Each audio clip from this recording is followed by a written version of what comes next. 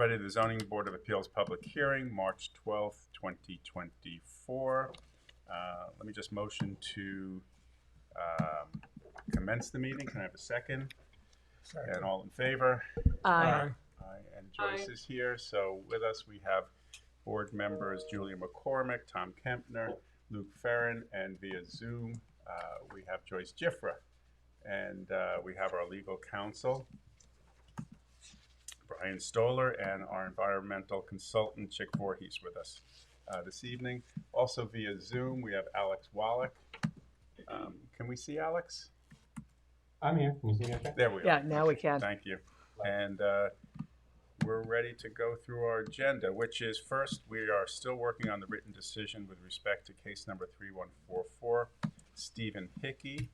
So we can move on to our first carryover case on our agenda, which is case number 3147, Andrew Fleiss, 64 Down East Lane. I'm recused.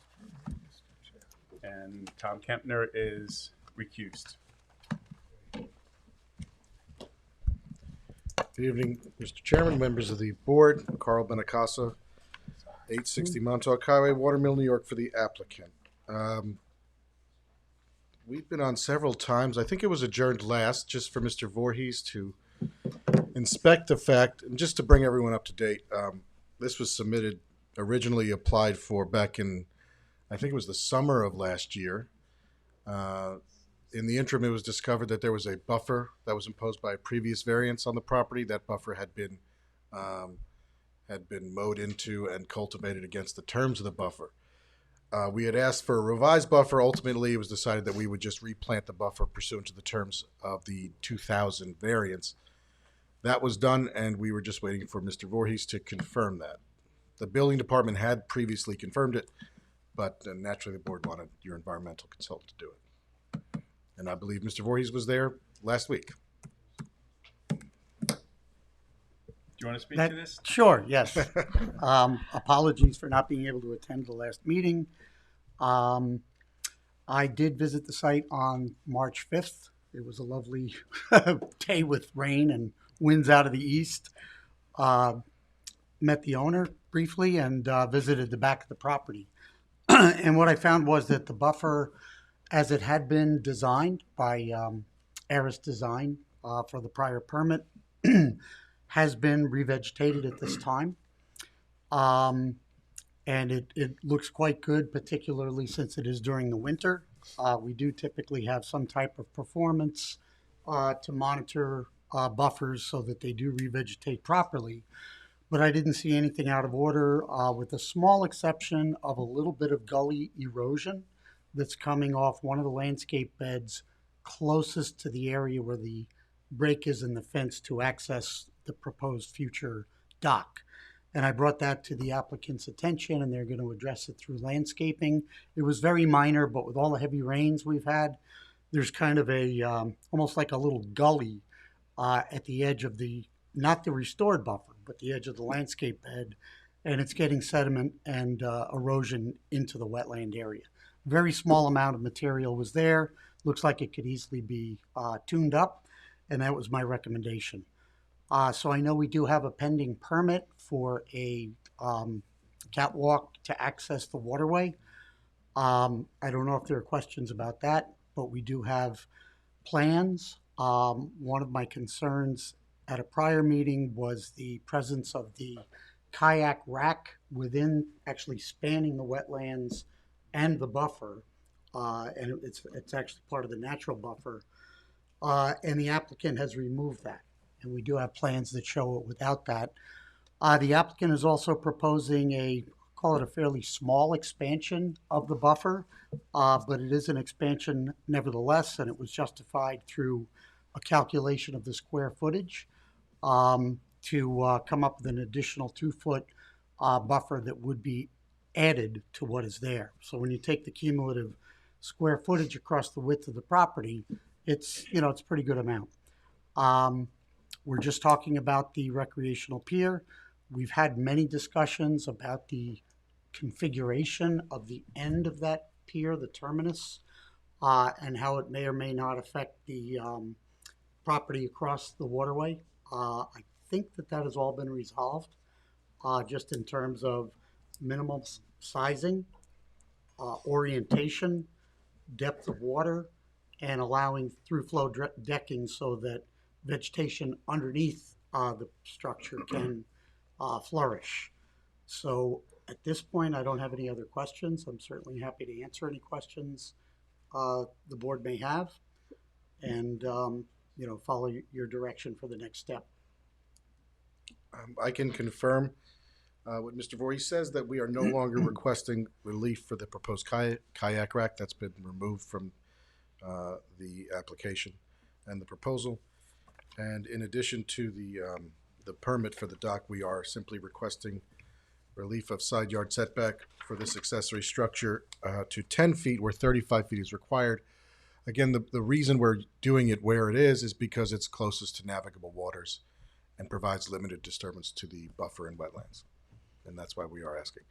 We have received comments from one neighbor who's represented here tonight. We have no opposition from the neighbor most impacted by the side yard setback. And I believe Ms. Reichert will speak, but her client's most concerned with the positioning of the dock itself. The concern was whether we would be docking boats permanently, motorized vehicles permanently. We are willing to, by covenant, if required by this board, confirm that we will only use, essentially put the docks use the dock for loading and unloading of the motorized vehicles, of motorized boats, and keep the boats out of mooring further in the bay.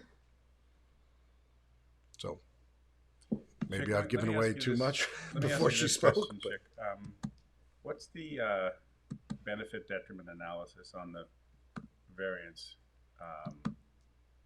relief from 35 feet to 10 feet? Well, that would be up to the applicant to present, just in terms of an area relief requirement. From the environmental standpoint and the wetlands permit standpoint, there is already a pathway that has gone through the wetland and the buffer area that's there now. And as Mr. Benincasa said, this area of the property would provide the widest and deepest access to the waterway. So at least from an environmental standpoint, I think the alignment makes sense. The applicant may want to touch on the 5 tests since there is a area variance involved. But environmentally, we have looked at that and feel it's the best alignment. Through the numerous hearings we've had, I think we've touched on the 5 tests. I would think most important would be consideration of the client's riparian rights, which supersede local zoning and give him access to the navigable waterways. This was the way to do it with least impact to the environs and quickest access to those navigable waterways, because the Hetty Creek dries up very quickly as you go further east from this property. So are we saying that if it was 35 feet in accordance with the setback, that you wouldn't really have access to Shinnecock Bay navigable water? We'd have to disturb more wetlands to get to the navigable water. This is the most direct route. Chick, did you just say that there is a pathway right now where the dock is proposed? Yes. So the client does have access to the water now. It's not via a dock, correct? To the water, but not necessarily navigable waterways. And that's where that's where the riparian rights come in. In the sense that they might have to get wet to get to a boat? Well, you're allowed to have your boat to have access to navigable waterways, yes. To depth for the boat to be launched and to be berthed. Well, I don't understand. The boat can go to where the access is currently, right? I guess what I'm getting at is not all accessory structures are docks, but every dock is an accessory structure, right? So it's not really an infringement on riparian rights when he already does have access to the water. I guess riparian rights do not require a dock. It requires access. You're Okay. right. This would be an enhancement and an and heightened ability to obtain the riparian rights. But putting aside the riparian rights, I think when looking at the 5-part test, the detriment to the surroundings versus the benefit to the applicant, it disturbs less of his property, it impacts less of the wetlands. It's a clearer, more direct route to navigable water. It's a better, safer way for him to store his boats and to access that water. And the neighbor, which is most burdened by the access, has been advised of this and has not offered any opposition. I'm not saying I disagree with you on that, but I feel like you have couched the riparian rights issue in a way that you would try to make the case that if we were to deny the dock, you would say we would have infringed upon his riparian rights. And I just want you to put on the record that that's not what you're doing, and you do understand that he does have access to the water, navigable water, as is. And a denial of the dock does not infringe upon his pre-existing access. Yeah, I don't think I can waive any legal arguments he may have without speaking with him.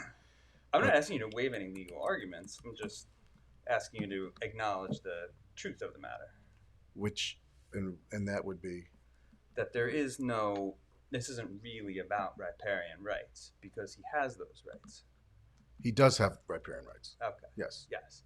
And whether there's a dock, you've said that the riparian right is for him to access navigable water. That's correct. And he does have that access right now, right?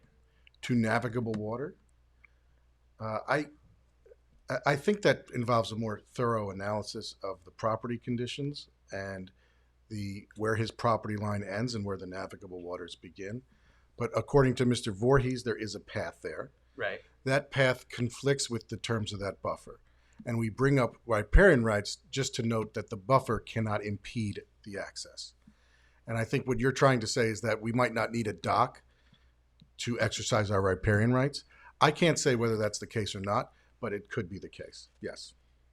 How many months into this application are we, and we haven't figured that out?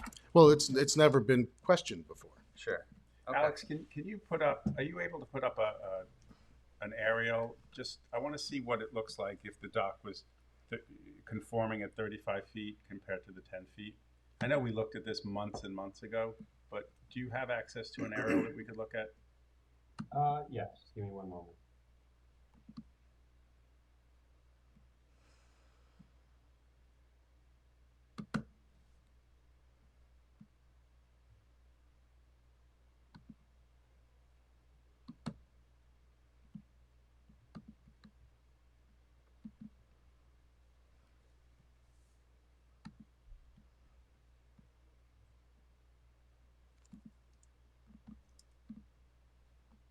Are you able to see my screen? Yes. It would be great if you could make it full screen, if possible. All right, let me see what I can do.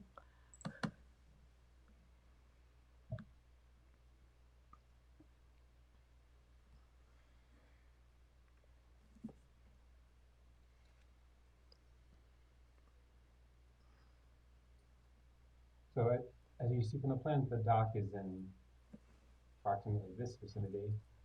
This yellow line running north-south is the property line. I think, Alex, perhaps that photo is taken at a very low tide. The dock is north of there a little bit. Potentially. I don't know the tide when this photo was taken. I'm just showing it in relation to the property line. Right. Sure. So is there a way to show an estimate of where 10 feet is and where 35 feet is and what the detriment is? Well, what the benefit is to the applicant? I just want to understand that. Why moving it over 25 feet is a benefit? This To red move it- line is about 35 feet. I'm sorry, Alex, could you repeat that? This red dashed line here that I just measured is approximately 35 feet. Okay. So it would put the dock in the vicinity of where my mouse is, if you're able to see that. Mm-hmm.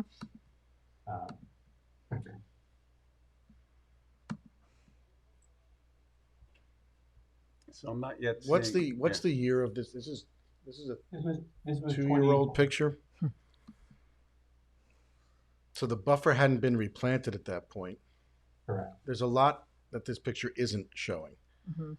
So I don't think it's fair to.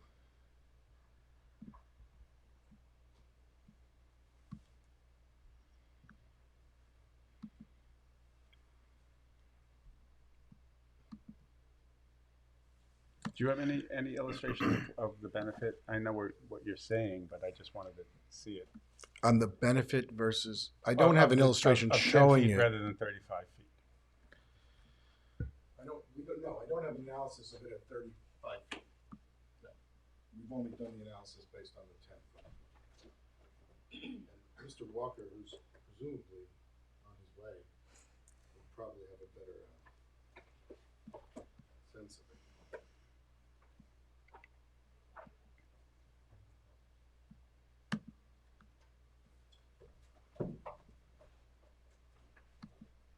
Alex, do you have any of InterScience's previous submissions that you can put up?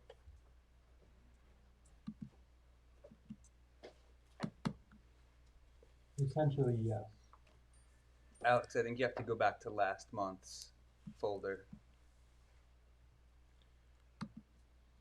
Hmm?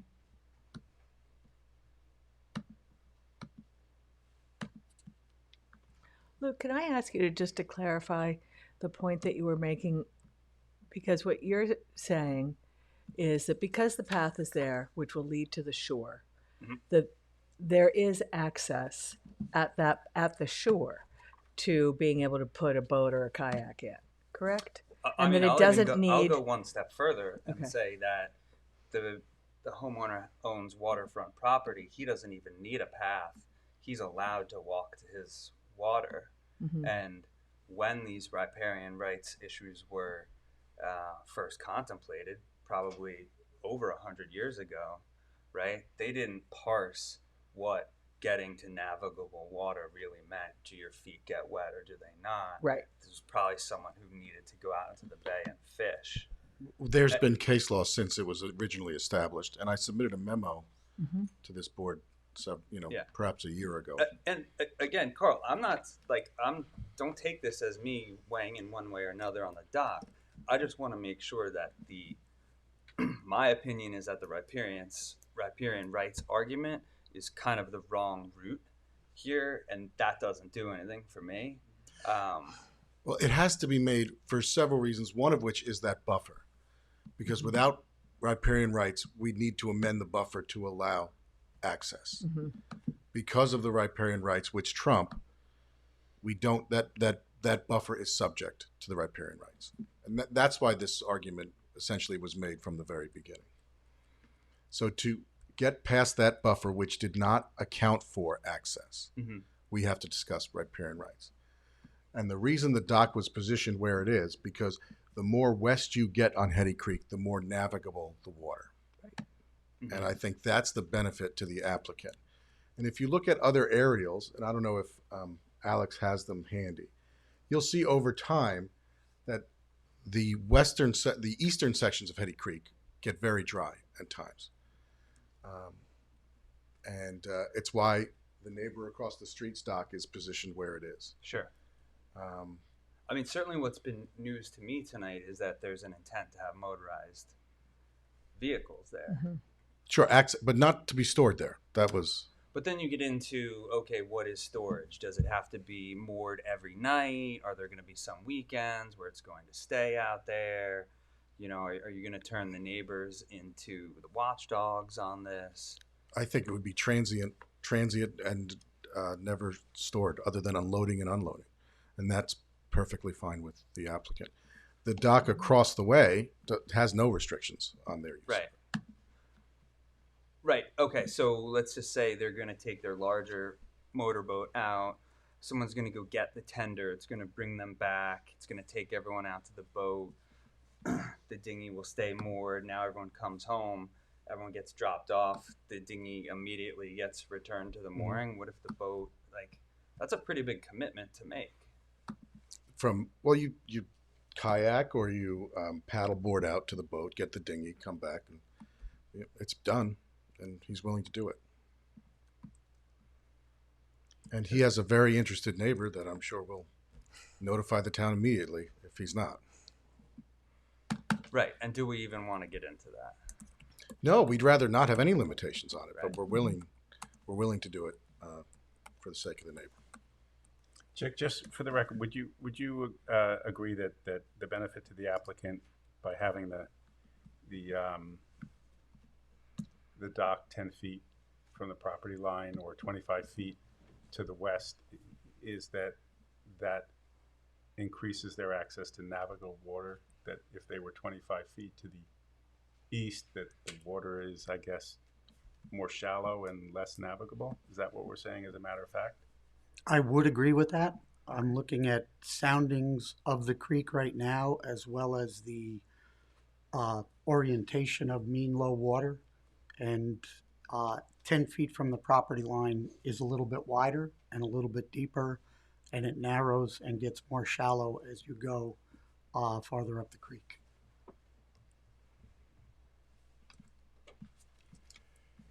Any other board members have questions? Joyce, do you have any questions? No, I think I'm good for right now.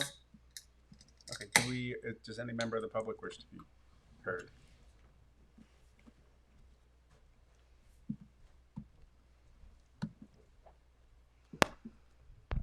Thank you, members of the board. My name is Martha Riker, Toomey, Latham, Shea, Kelly, Dubin, and Quartararo, 33 West 2nd Street, Riverhead, New York. I represent the owner of 405 Captain's Neck Lane. And, you know, we've all been here several times before, and so I think that over the course of the application, you know, we've been in discussion with the applicant's representatives. And, you know, I think that it would be actually helpful if Alex could pull up the screen just so that we could see the shape of my client's property. Because one of the things that, you know, often doesn't get taken into account is the fact that our property lines extend across the creek adjacent to this same shoreline. Alex, can you show that? Is it a survey, Martha, that we should look at? No, even if he Or just the- pulls up GIS. Okay. If we could do, this is near maps, perhaps if we could do GIS, the 2022 aerial. And, you know, just to go back, when this application was first presented, we discussed, you know, there was a history that this sort of little part of Hetty Creek is really a dug drainage canal, right, pursuant to an easement, which accounts for these property lines. As you can see, this is my client's property over here as well. Mm-hmm. You know, I've discussed with Mr. Benincasa, with Mr. Walker several times. You know, I think that we respect the riparian rights that every waterfront owner has, and this is a little bit of a unique circumstance because of the dug channel. But that being said, our primary concerns have always been preserving navigability on the creek because it's very narrow. You know, and to that end, the dock design has been reconfigured and is smaller. It doesn't actually cross over the property line. And so I think that for us with this board, you have to make your own decisions. But I think that Luke has raised some valid concerns about how the dock will be used, the impact on navigation, and the wetlands as well. And I think that if you look at just this low tide example here, this is an extreme low tide, I suspect. But it does show that, you know, if a boat was to be berthed for any long period of time at low tide, it would be sitting on the marsh. It would be sitting on the bottom, and that has an environmental impact. So while my client has a personal interest in preserving his navigation and his navigability, and thinks that a covenant restricting, you know, berthing beyond, you know, passenger drop-off and pickup, et cetera, would help preserve navigability, we also believe that that restriction has an environmental benefit only because of the fact that the marshland and the underwater lands are readily exposed where the dock area will be at low tides, especially lunar tides. And that's really my only comment, is that, you know, we'd like to see that covenant put into place. My client doesn't want to be the watchdog, so I think that if the village also has some skin in the fight because of a covenant that runs to it, that will just help sort of provide guardrails for good neighborly behavior. Excuse me, what covenant are you suggesting? A covenant restriction that's recorded that runs with the land that sort of pursuant to the approval for the dock would limit berthing of boats to, you know, something temporary in nature for passenger pickup and drop off. We've submitted a letter to the record before sort of outlining that. You know, and would prevent berthing at low tide, right? Just to minimize impacts to the bottomlands and the wetlands. And my understanding earlier tonight was that a covenant was agreed to. I think the applicant is willing to do it if this board so requires it. And that's all I have. Thank you. Chick, should boats with motorized propellers be this close to the shoreline? I would have concerns about that. Typically, when we talk about a kayak dock, it's for non-motorized vessels. It's for kayaks, it's for paddle boards, perhaps a small canoe. You know, you're not going to get access there at anything other than mid to high tide. Right. There's only 0.6 of a foot of water at low tide in the deepest part of that area. So I definitely would have concerns over that. But what covenant would protect against that? Well, I think we're talking about a covenant for no permanent berthing of boats. And, you know, if we have to add no motorized vessels, that might be something that would take care of that. Perhaps an electric motor or something like that would be minimal because you can pull it out very easily. It's very small and you can, you know, not have to row or paddle. Right. Or like a jet boat too. Yeah, they don't really draw that much water. They don't have the deep protruding propeller that you would get with other types of vessels. Does anyone else have allergies? I apologize for my voice tonight. Not yet. It's hard to talk. Chick, what's the matter? I have some in the car. I'll try to get it after this. Okay. Did you want to add more? No. Okay, where do we want to leave this? Adjourn for all purposes or close for decision? I'm ready to close for decision. Luke, what's your inclination? I think we have to have some discussion about it, and, you know. Mm-hmm. But I think everyone has said everything they need to say.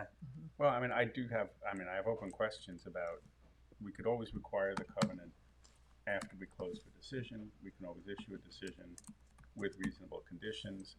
I think for right now, we're basically deciding whether or not we need any more information from the applicant or anybody else in order to render a decision. So I think that's leaning toward closing for decision. Yeah, agreed. Joyce, where are you? Can I make a motion to close for decision? Yeah, I'm fine with that. Okay, so I'll motion to close Can I for ask this. a question? Joyce, was that you? No, I'm No. sorry, that's me, Alex. Oh, Sure. yes, Alex. I can't speak for the village code enforcement, but obviously there's no village road here that accesses this part of the creek. If there were a covenant, I'm just curious how the village might enforce that. Obviously, we don't have access to the neighbor's dock unless they were to grant permission for the code enforcement to access it. So just something for consideration. Is that our consideration? No, it's how could we possibly enforce it? But Right. but again, if it's part of our decision. Right. You know, if we find that we can't enforce it, but it's so critical, you know, it could influence whether or not we grant the dock. Right.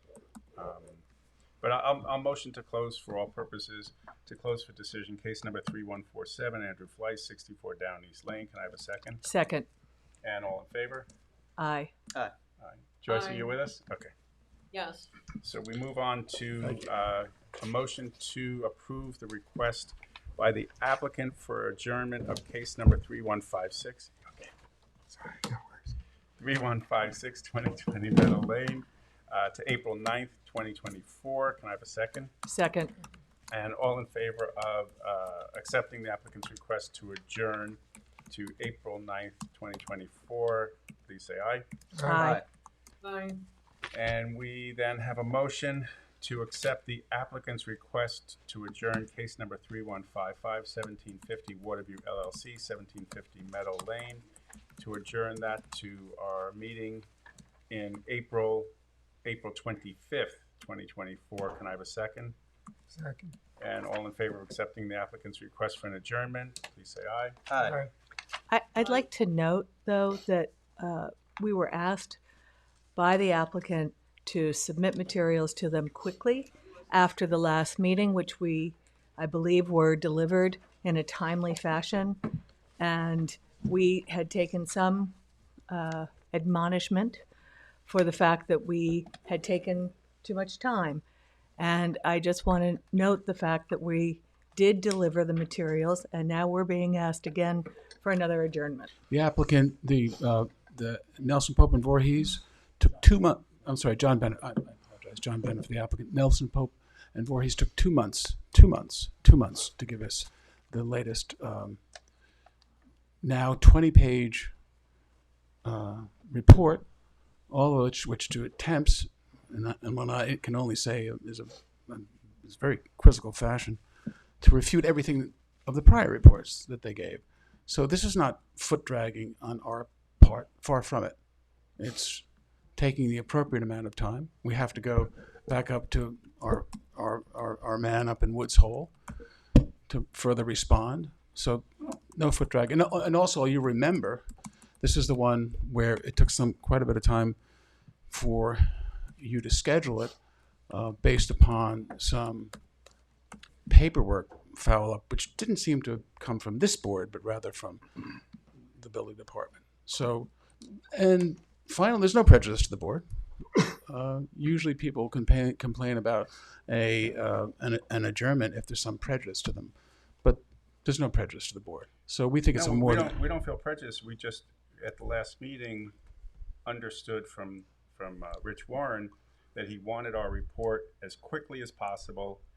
I think you had the report when? It was March 1st. We had the report to you on March 1st because I said at the meeting, I will encourage delivery of the report as quickly as possible. We talked about then meeting today, if we had the report to you soon enough, and we were just a little bit surprised that I don't know why you'd be surprised. It was a 25-page report. I pushed to have the report delivered, and then we're not only adjourning to the next meeting, which would be April 9th, but you asked for an adjournment to April 25th, which is fine. We're not. Okay, we don't thanks. feel, It's we fine. don't feel That's fine. prejudice. We just Thank don't you. feel as if the All right. applicant should then, talk to us about how we're delaying. And I just think, and I appreciate the adjournment to the 25th. Don't get me wrong.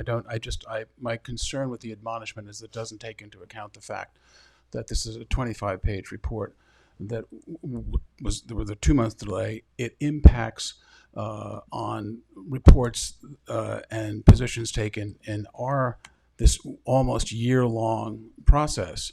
And we have to go back, for example, to our people at Woods Hole, and that's not something that can be turned around quickly. So the reason I asked for the 25th, which I think is more than fair and more than adequate, and not prejudice to anybody, is to make sure that we had sufficient amount of time and that we could get our report to you. Remember the 25th, but remember we also have to get you would be unhappy if we gave you our response on the 24th. So Of course I would. yeah, so we're trying to be fair to everybody. Okay, so do we have the motion to Thank you. You did, and it passed. to adjourn to April 25th, and we passed? Thank you. That's on the record? Great. Thank you. So now we're ready for case number 3151, Alexander DePisa, 213 Windmill Lane. Thank you. John Bennett for the applicant. Mr. Pisa is here, as is Bailey Larkin from my office. At the last hearing, we had presented a revised site plan and architectural plans with the board. Although the amended plans did not amend the request for relief, the dimensional setback request remains the same. Mr. Pisa had modified the proposed residence to reduce the total gross floor area proposed by approximately 406 square feet. Now, I'm being very specific as to why we did this. Mr. Farron said, look, we understand that there's no GFA in the OD zone. However, could you take that into consideration insofar as although there is no gross floor area requirement, there is it is a residence. So despite the fact that there is no issue with the FAR, because there is none, we were very aware of Luke's request, and we did so. So we sharpened our pencil, and we removed 416 square feet from the application. Now, this is a two-family residence in a village, and the village law requires that you have 20,000 square feet of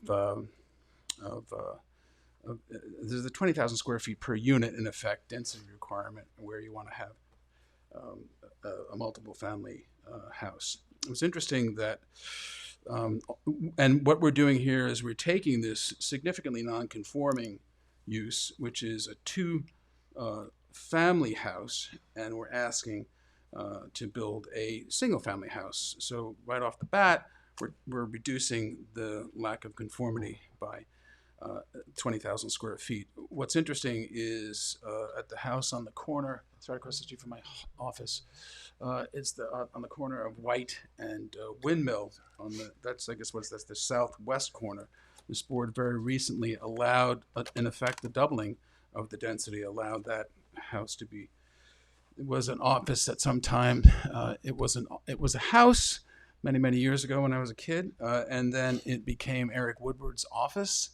And then it became a doctor's office, and then there was the board allowed a reduction in the density requirement on that parcel to have in effect an apartment and maintain the office. And now just recently the board allowed in effect the doubling of the density on that by allowing in effect a two-story house. So you allowed an increase in the degree of nonconformity, a significant increase in the degree of nonconformity. Here we're asking to decrease the nonconformity as it relates to density. You'll remember, as I demonstrated at the last meeting and went through the OD special exception standards for a residence, and I won't bore you with those. We submitted them in writing, and I already gave you that verbally at the last meeting, that this is a use that is permitted upon special exception. That's the actual real terminology. It's very important that the board, let me, if I may, share some of my understanding with you. A special exception approval is not like a variance. A special exception approval is a finding by the legislature, in this case the village trustees, that it is a use that should be permitted, but is permitted upon special exception, which means that they want a little bit more of a look taken at it, but it is not a variance. I'm not asking for a deviation from the code as it relates to the use and as it relates to the conformity. Of course, we want some dimensional relief here.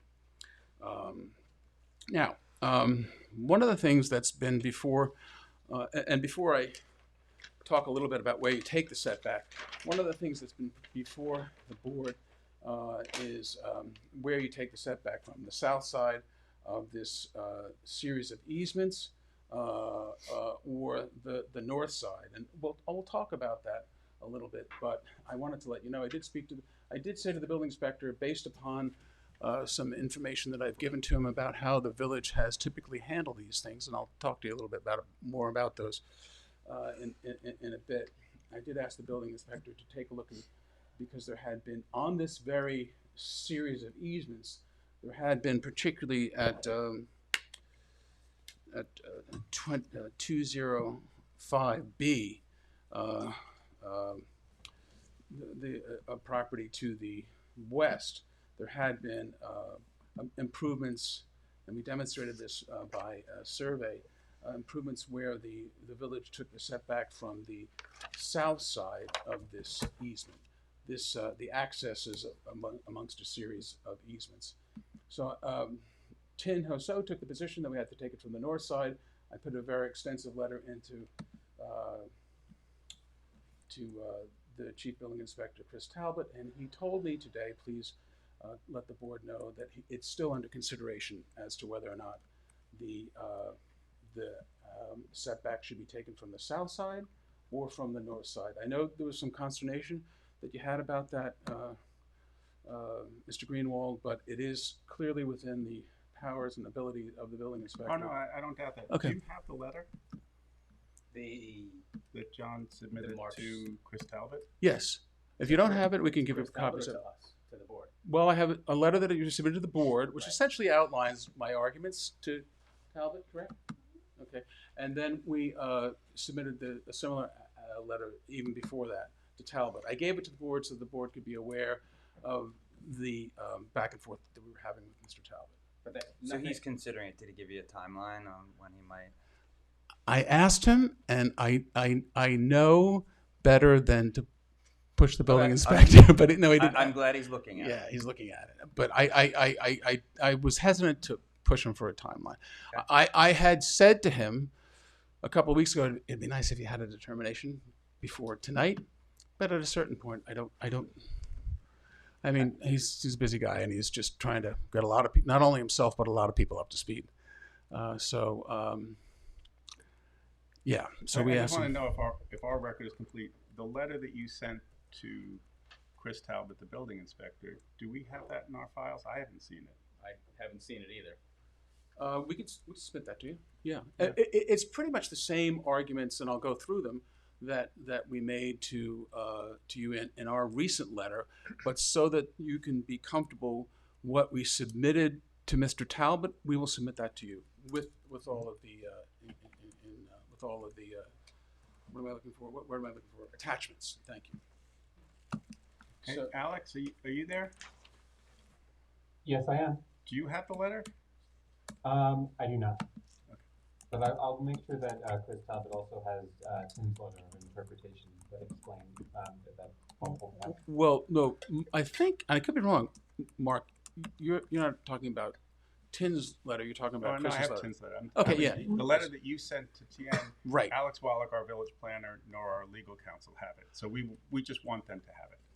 Not a problem. Of course, more than happy to provide it. I just wanted to make sure it's. I thought Alex's response was about Tin's letter. Yeah, Alex's response was that Chris should also have TN's letter if he doesn't have it. Oh, he has it, but he should make sure he has it. Do you want John to read it in right now so we can? No, I think there's not a lot we can do tonight until Chris weighs in on this. Okay. That's where I am. Okay. Can I give you some stuff? Of course.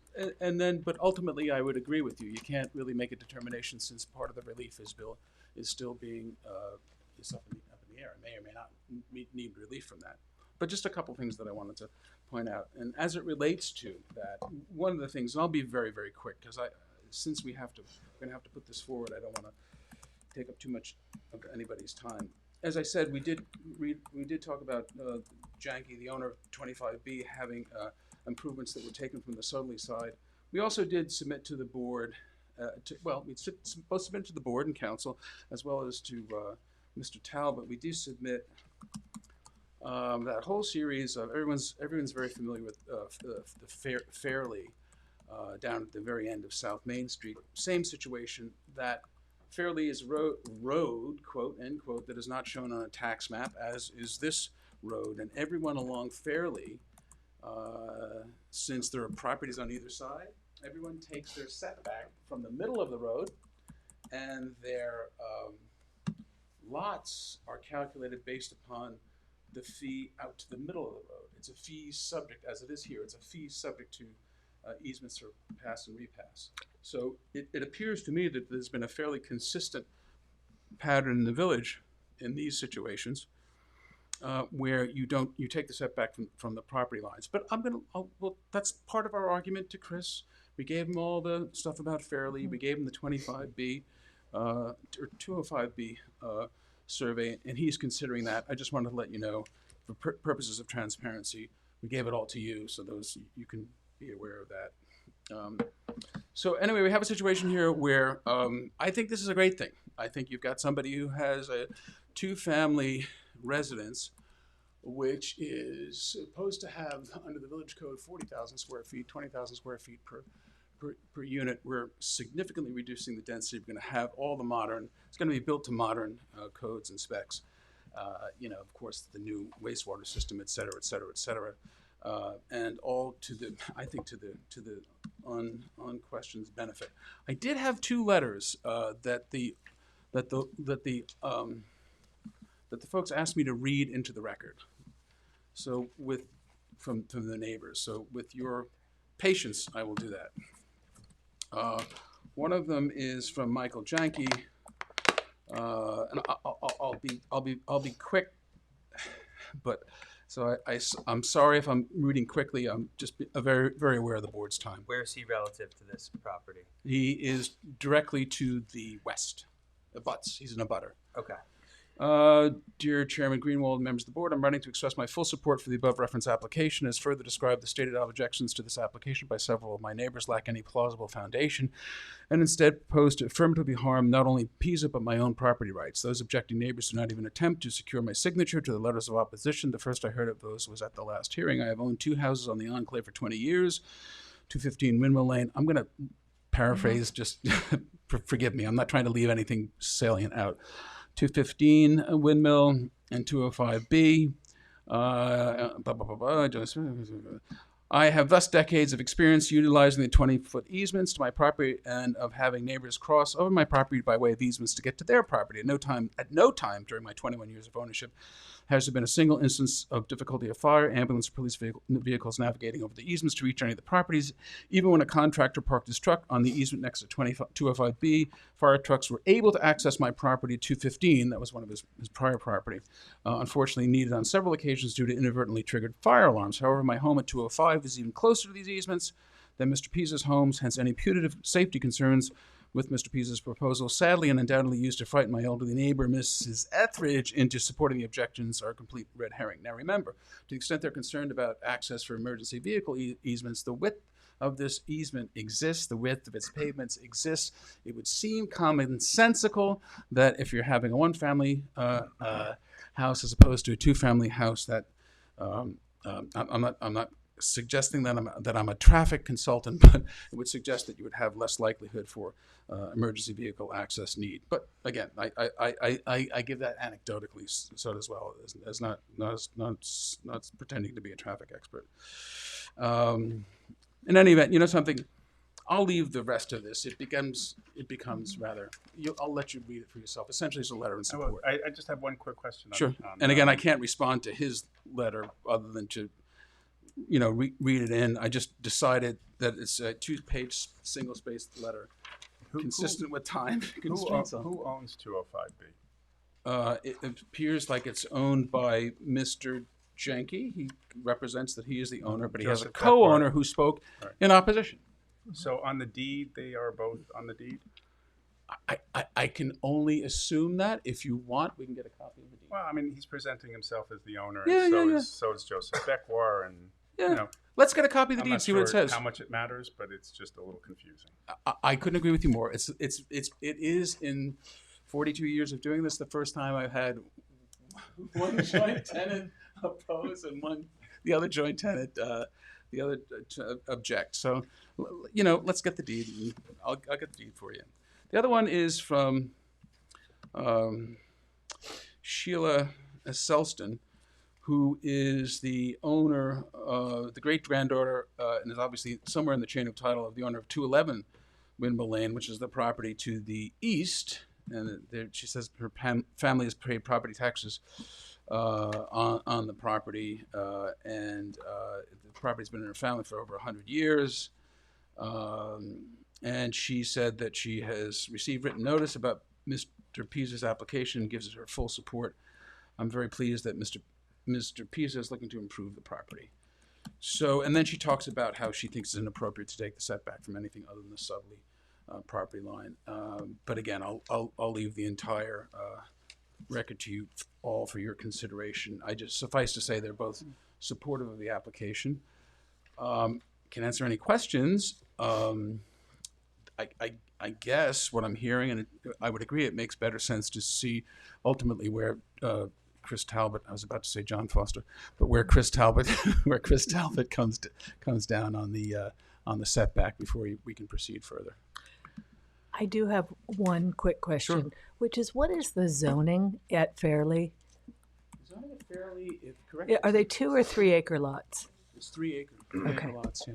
R120. And it's R120, and R120. interestingly enough, those lots are, because I know this from that rather significant back and forth, and when my former client Scott Schleifer owned the property, those lots are all fairly on either side, just a slew of non-conforming lots, but they all take their setback from their property line, and it doesn't show up as a separate tax map.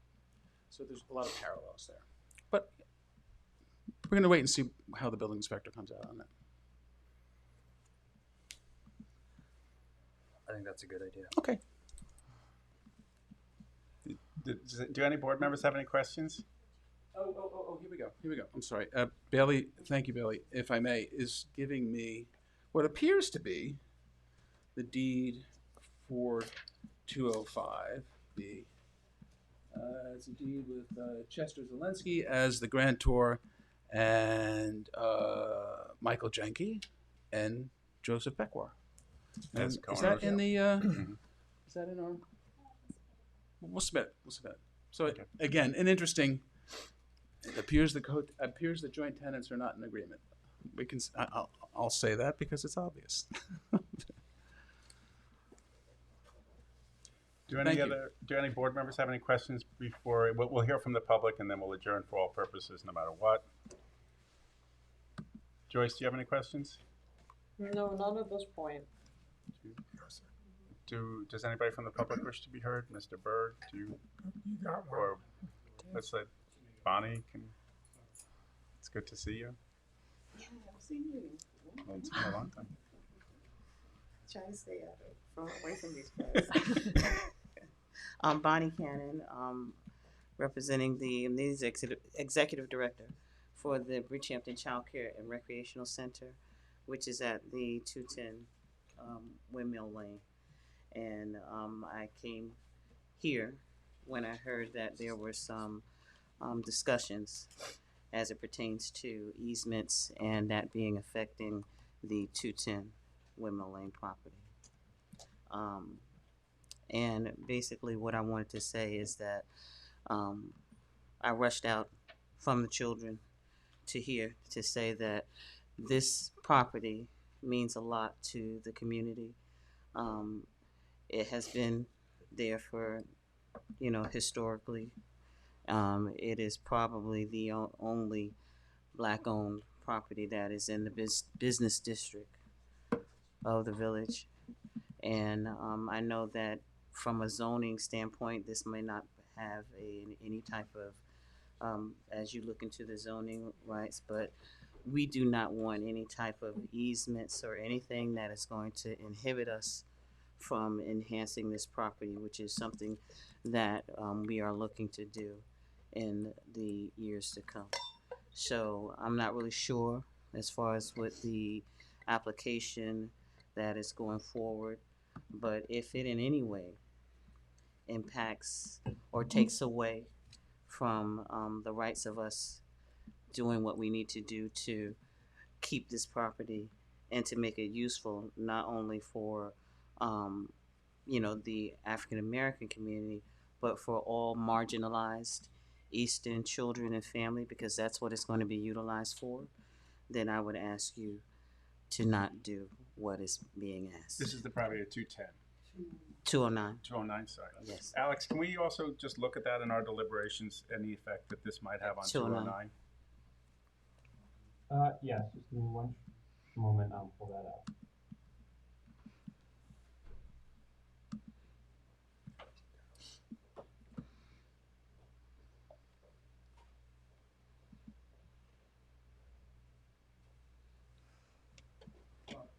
If I may, it would shrink the building envelope because 209 is now fronts on Windmill Lane, and it would make this property, about which the speaker is talking about, more restricted because all of a sudden it would become a corner lot. So it would have a negative effect on the property. I think that's pretty obvious.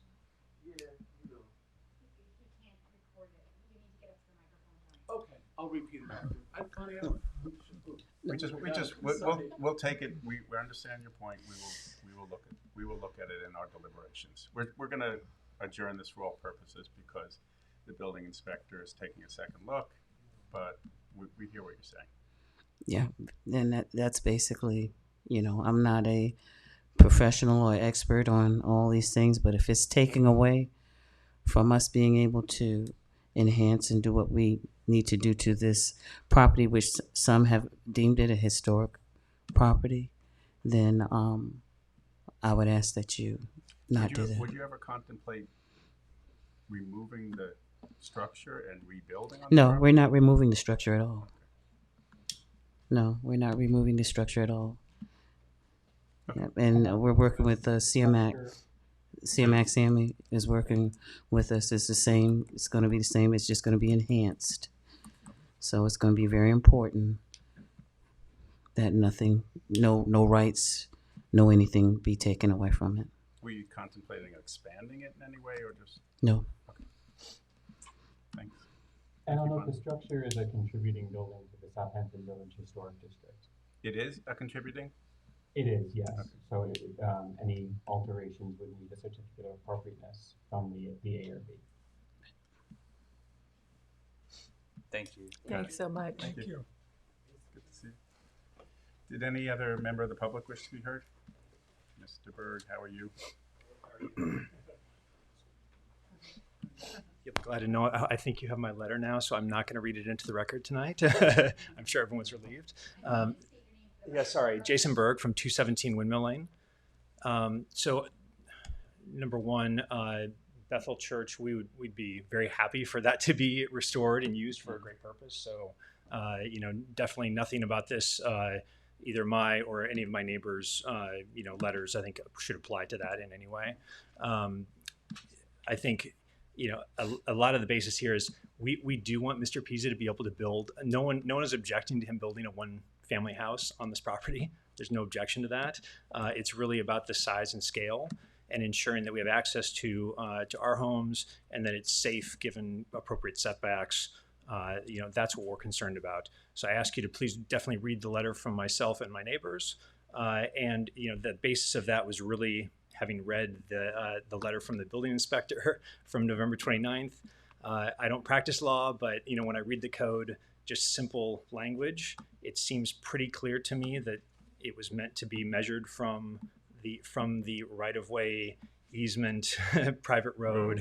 Whatever. I think all of those things, at least I thought in previous meetings that we were talking about the applicant was talking about it as a private road. And when I read that, I was like, okay, well, a private road is a street, and this applies to a right-of-way or a street. If it's an easement, I think that a right-of-way falls within an easement, and this road has been in place for at least before the village code was put in place, is my understanding. I'm basically hoping that you all will look at this, come up with a reasonable answer as we asked originally for what's an appropriate house for this lot. And as I read the letter from November 29th from the building inspector, I said, well, the plans actually don't reflect that.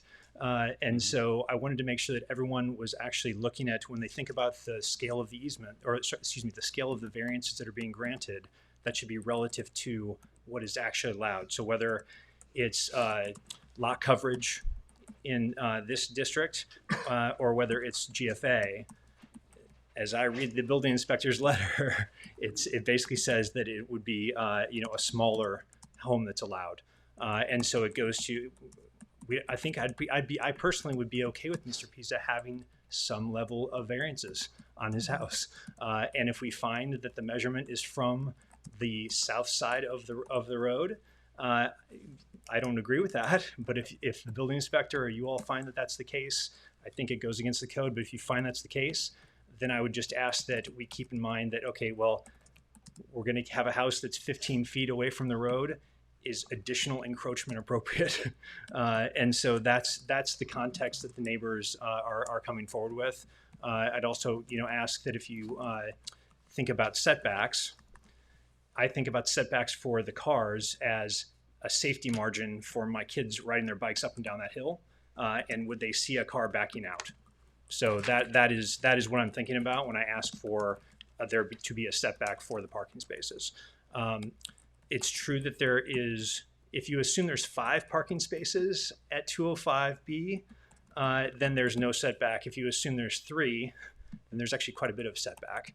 And there's not usually 5 cars at 205B. But I know that Mr. Janke says he's never been blocked in. I've actually been blocked in once by a renter at 205B. I called Mr. Beckwar and he had to move quickly, but I actually had my entire front of my driveway blocked by a car one time, but it did happen.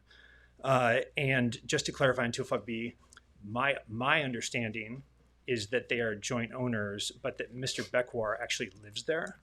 And the reason I never asked Mr. Jenke to sign the letter or to give input on the letter is that I haven't seen him in quite a bit of time. So, so that's the reason. And the idea that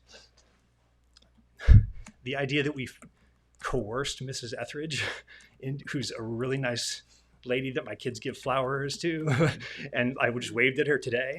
The idea that I would coerce her or terrify her into signing the letter is really offensive, and she's a super nice lady, and I would never do that. So, thank you very much. Thank you, Mr. Berg. If I may, it's interesting. It seems my argument would be based upon the concerns that we're aligned. Let me tell you why. First of all, there are no GFA issues here, although in deference to Mr. Fern's analogy, we've tried to come closer, taken off, almost 500 square feet. There are no lot coverage issues. We don't need any lot coverage variances here. But you would think that, but the really important thing in terms of where this lays out in terms of the location, the distance. Can we put that on the camera? Do you want that on the camera? Sure. Which way do you want it? Maybe this way? Is it towards you? Is that how? We'll tell you in a sec. The proposal doesn't bring Camera's any. not on. Okay.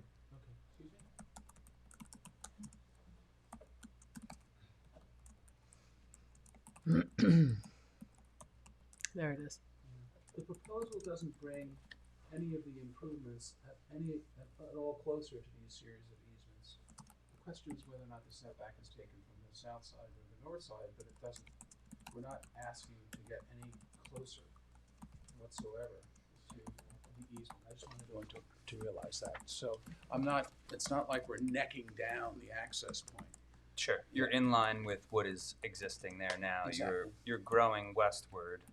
So you are increasing some presence on the street, but you're not coming any closer to the street. Well, I guess that's an interesting term of art, increasing presence. Yeah, we're getting about 300 square feet larger, but you could argue that a single-family residence is less presence than a two-family residence, and I would think that would create Makes sense. That would yeah. So we're not necking down. We're not increasing the lack of accessibility for anyone. I just wanted the board to understand that. And a two-family residence, that's 4 parking spaces. We're going to give 4 parking spaces, even where we're going to have a one-family residence. We only need 3. But the thought was, in trying to be responsive to the neighbors' concerns and the neighbors' concerns about cars parking in that series of right-of-ways, the extra space is to hope to get that car off the series of right-of-ways.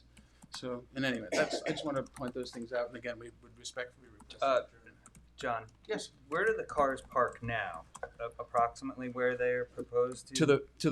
They park to the on the southwestern portion of the property. I guess my real question is whether their location shifts east to west.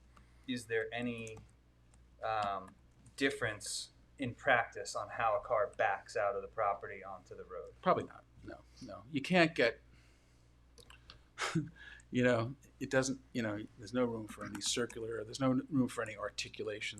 That would be great, but it just doesn't, that's the situation that's there now. I don't see, I'm all ears, but I don't see any way to remedy it, to be honest with you, Luke. Have you started with the ARB yet? No, we haven't. No, we haven't. My client doesn't like to hear this, but I think he's going to have to be a little flexible in the ARB. John, was there a pre-application meeting with the ARB? I seem to remember them giving some comments on the initial concept. No. I don't, as a rule, there's only been one in the last 20 years. I've only gone to the ARB on a pre-application once because my client insisted on it. I think Mr. Pisa I like to get right. I know. Okay. A while back, I think Mr. Pisa was in front of the ARB for a modernist home that they didn't love. For guidance. Right. Okay. I don't think there was any surprise with their lack of embracing that particular home. Sorry, Alex. Okay, why don't we motion to adjourn for all purposes? So, No. I know, I would Mark, like to. Mark, I'm the I'm sorry, owner of Alex. the property. Alex, I will just we be want- back here? I know, but I do want to say a couple No, of things. please don't. I'm your counsel. Please don't. Okay? Please don't. We'll be back here. You can say whatever you want the next time. He gives good advice. Okay, I will. I have some other things to say. Okay, but we can do that. Thank you. Thank you. let's motion to adjourn case number 3151, 213 Windmill Lane for all purposes. Can I have a second? And that's to April 9th? And we are adjourning to, well, we need the letter from, we need some response in writing from Chris Talbot. Should we say April 9th, but dependent upon whether we receive That's that fine. response? Can we say that, Alex? We'll put April 9th, and if John doesn't have that letter by then, he can put in a request for further adjournment. Okay, so we'll motion to adjourn until April 9th, case number 3151. Thank Can I have you. a second? And all in favor? Aye. You're there, Joyce? Okay. Hi. So moving on, we have case number 3162, 146 Halsey Street. Hi, it's John Bennett. John. How are you? I want to make sure. Are these correct?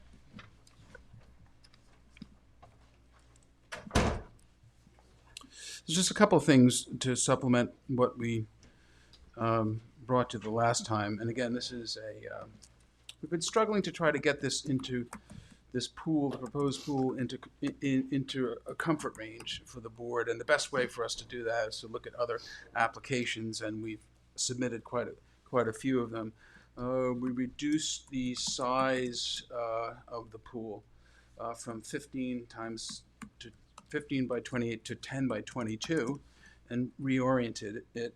We had some concerns from a member of the Architectural Review Board who was appearing as a neighbor, and originally we were going to cut into that old garage, but we've now reoriented the pool so that the garage can stay exactly the way it is. And by the way, before I forget, there's a tiny 88.6 square foot variance to just as a fill-in on the house. It doesn't seem to have been any problems with that, so I'm not really going to address that any further than I have in the past. So, and we did show you that although the pool is 30 feet from the right-of-way line, it's actually, as Mr.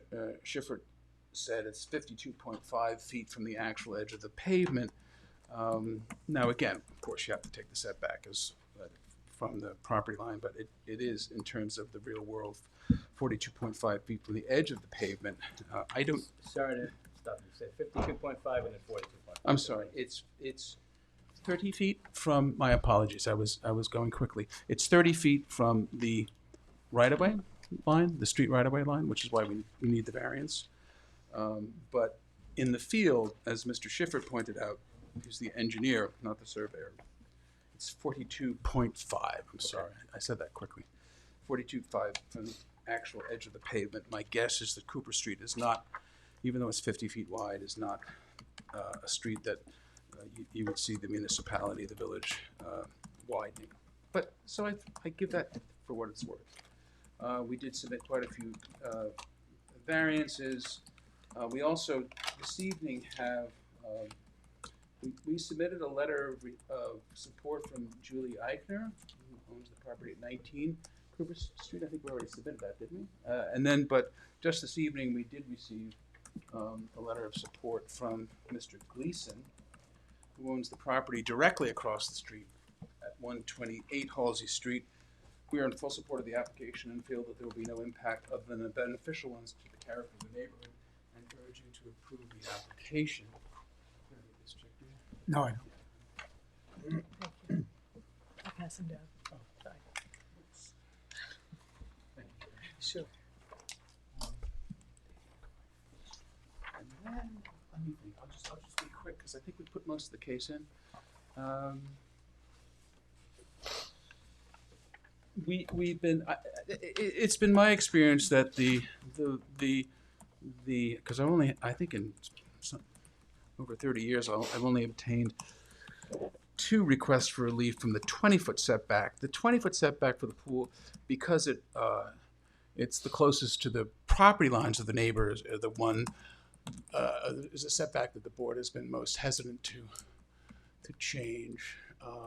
There are some setback reliefs to 8 and 10 and 12, but to the neighbors. But I will admit, including one on the property next to my primary residence, but I will admit that those are rather older cases. But so the cases that we have given you, which are mostly front yard setback variances, where people have adhered to the 20-foot rear yard and the 20-foot side yard, we've given you only the recent ones, because I think that those other cases where there have been variances as that relates to rear yard and side yard are quite old.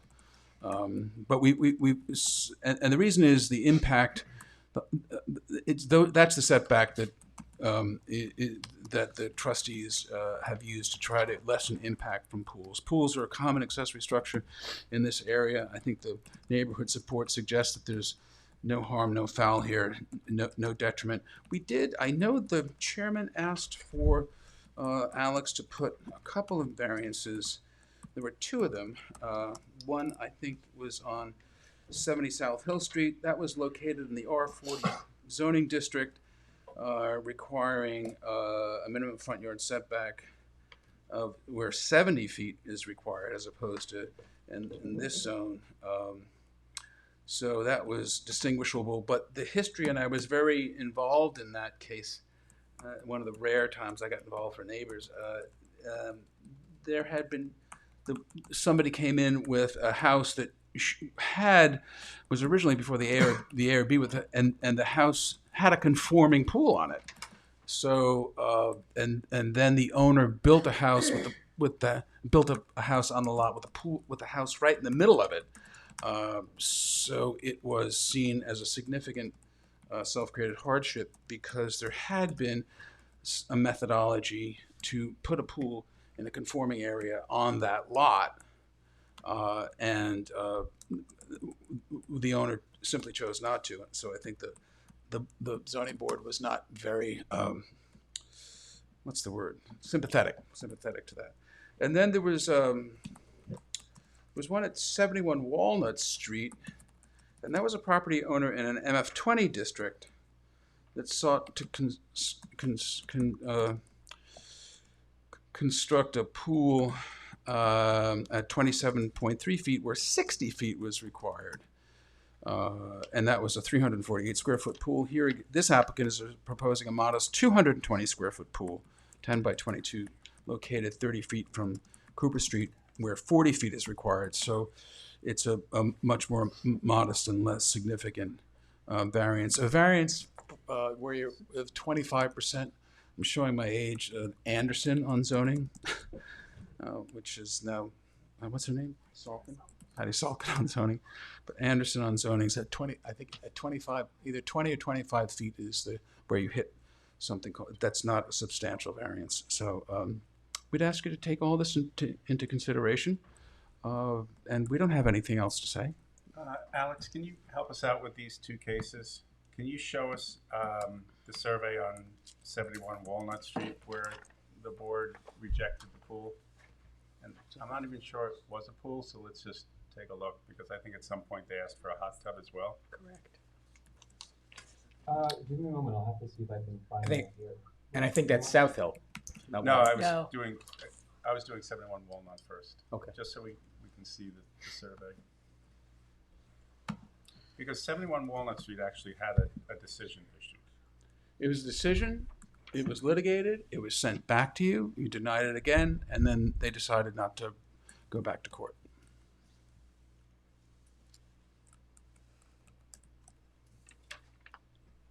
That's the history of that case. The board's original denial was overturned by the Supreme Court, Suffolk County.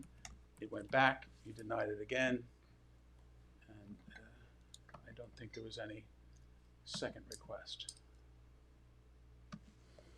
There wasn't a follow-up 78.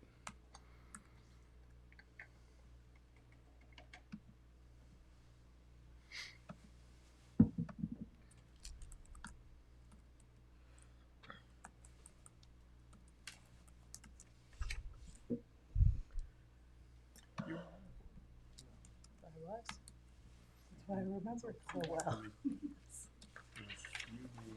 Do I have that wrong? The procedural history? I don't know what happened to it. Yeah, after we that's what turned it happened. down. Yep. I know that it was a different board. Julie and I were on the board, and Dan Guzowicz and Kevin Guider. 20 by 18, as I represented, 20 by 18, 348 square feet.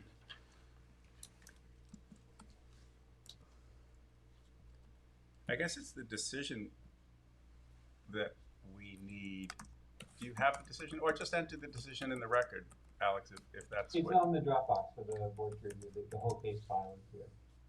Okay, so in the decision, was it a 20 by 18 pool, or was it a hot tub that was denied?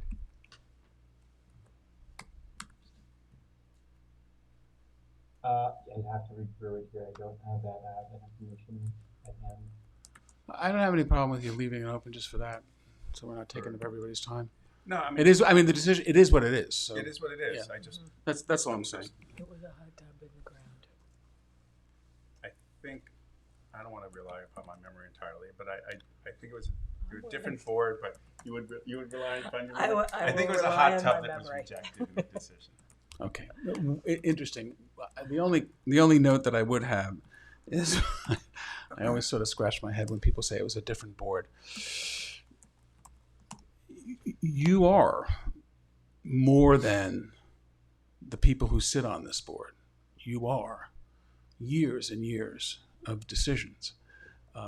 And that's, you can't just say we're a different board. You have to rely, which is why I put those various decisions in the property. Because this board, as I always say to people, has always been a board. The Village of Southampton Zoning Board of Appeals, which I've been proud to appear before since 1982, has always been a board that has been strenuous, studied, with one exception, well represented, courteous, and consistent. Yeah, we're agreeing. We want to follow that precedent at 71 Walnut Street. So No, I think you have to follow more than the we'll precedent look of at all of 71. them. I'm just No, saying that's this all. was- That's this, all I anyone can believe, ask. was the more recent one. That's all anyone can 71 ask. Walnut. If you can't find it, let's just circulate it to board members so we look at the final decision. Alex, and do you have access to the final decision on South Hill. South Hill? Because your letter, John, says, although denied by the board, a settlement agreement was reached, thereby allowing installation of a small pool within the property.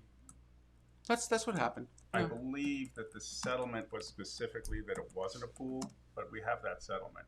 Because that I was remember some sleight of the hand. conversation was, exactly, I Yeah. thought it was a little I bit love of sleight those of sleight hand. of hand, right? It was They called a looked at water the zoning feature. code Yeah. and they said that if it's smaller than a certain size, I can't remember exactly, I think it might have been 8 by 10. That was news to me, by that the way. it wasn't a pool. So what was finally granted was not a pool. Your letter does say, thereby allowing installation of a small pool, but the stipulation was specific that it was not a pool under the zoning code definition of a pool because it was of a size smaller than the definition of a pool in the zoning code and of a depth more shallow. But In any event, there's a lot was more to referred to distinguish as a that, water as I said. There's a lot more to distinguish that case than I said because of its different zone, its different setback requirements, et cetera, et cetera, et cetera. I was surprised at that decision. It created some new standards on whatever you want to call them, water features of pools that were a surprise to the local bar. But anyway, is that the stipulation there, Alex? This is a memorandum from the village attorney in relation to this case. it's a memo from above. Contemplation of a settlement. I can't read it. What is it? The depth of the. Does it say it's not a pool? Is my point? the pool. Correct. I don't know how, but it says The it. pool will be deleted and replaced by the word spa as the structure does not comply with the village code definition of swimming pool being only 80 square feet. I believe the village code defines a pool as 100 square feet or greater. Okay, so that was 80 square feet, and then did it speak to depth? The front yard setback at that point was. No, I meant the No. depth of the water feature. I can't Oh, say for certain, but I think you're right about that, Mark. Spoke to Yeah, depth? yeah. can't raise. If you looked in the file, I think that was how they got there. But again, that was somebody came in with they originally showed to the ARB, I think it was the ARB, a house that had a conforming pool, and then they made the determination to center the house and make it larger. So the board wasn't terribly sympathetic. I mean, That was I can tell you, I was on the board. That was not one of our factors that I. Well, I will recollect. tell you that that's what happened. And I can tell you it happened. I'm not. What I'm saying is, I don't think in our deliberations with respect to 71 Walnut Street that any board member was saying they had a pool. No, I'm talking and now about they're South having Hill a Street. separate. I was I'm talking sorry. about South Hill Street. When it came to, I read the wrong. No, I was talking about South Hill Street. When it came to South Hill Street, I don't remember any board member mentioning that the property had previously had a The record. and that it was a We'll- self-created hardship. We'll dig out the record for you if you would like for Yeah, that, because or- I remember that decidedly. Or whether it's in the decision. Because Well, we if have it's in that- the record, Alex, we it's- have that decision, right? For 71, I'm sorry, let me not It's available to conflate the the board two. members to review. So you have 70 South Hill Street. This is 70 South Hill Street. Right. So we didn't talk in the decision that denied the pool. So earlier there was a decision, wasn't there? there was a South decision Hill that was denied the the water pool. feature. Yes. Right. 71 Walnut was the spa in the ground. I remember. But Okay. first, in order to come to the stipulation, there was a decision. Correct. Rejecting the variance or not accepting the relief. So I just want to make sure we have the file. Otherwise, we're fine. We have the record. Yeah, I think you have everything Great. you need, and you have the way I distinguish those cases by having much greater setback requirements than in this property. And I will find the record in the record because I was very much involved in it. There was a lot of discussion about the fact that the applicant had originally shown a house that had a conforming pool. But I'll dig into the record if you want to leave this, whatever you want to do, leave it open for all purposes or leave it I'd open. motion to close it for all purposes. Oh, well, The then, decision, if that's well, okay hold with on, you. hold on. Why don't you leave it open for a while? Let me see what I can find in the record for written submissions, if you would like. That's Because after all, you're going to ask Alex to put stuff in, so why don't we do that? I have a question for Yeah, you. sure. Do we have a letter one way or another from the neighbors to the north, 150 houses? No. Not one way or the other. Or the neighbor to the east? Not one way or the other. Oh, to the east? Oh, to the east, yes, to the east and to the south. 19 Cooper. Yeah, in support east and to the that. south, yeah. But remember, to the north, there's no need for variance. As Kevin Guiderer used to say when people would object, that where the improvement conformed, Right. they're not asking for a variance as it relates to you. Fully agree, but and I think the application is moving in the right direction. I think it was a good move to try to make the existing garage work. The pool, John, seems slightly askew from the orientation of the house, right? Has there been given any thought to turning the pool a few degrees counterclockwise and moving it north? Well, we have to worry about keeping it 5 feet from the garage, but we'll take a look at it. I mean, it gets you further off the street, and it looks like it would abut essentially a swimming pool at 150. Can I, as they say in Supreme, can I approach? Yeah, sure. I guess I can. But it's let's put it on the camera so everybody can see. Well, no, I wanted Luke to show me. I just wanted him to So, sketch like- it out for me, it's just like that's the way we always used to do it. Sketch it out for me if we can do it. I'll Put tell that my on the boss. camera. Oh, while you're doing that, okay. This is the decision in 70 South Hill Street. The inability to reconfigure improvements to the residence pool, equipment shed, and patio result from inadequate planning of the site.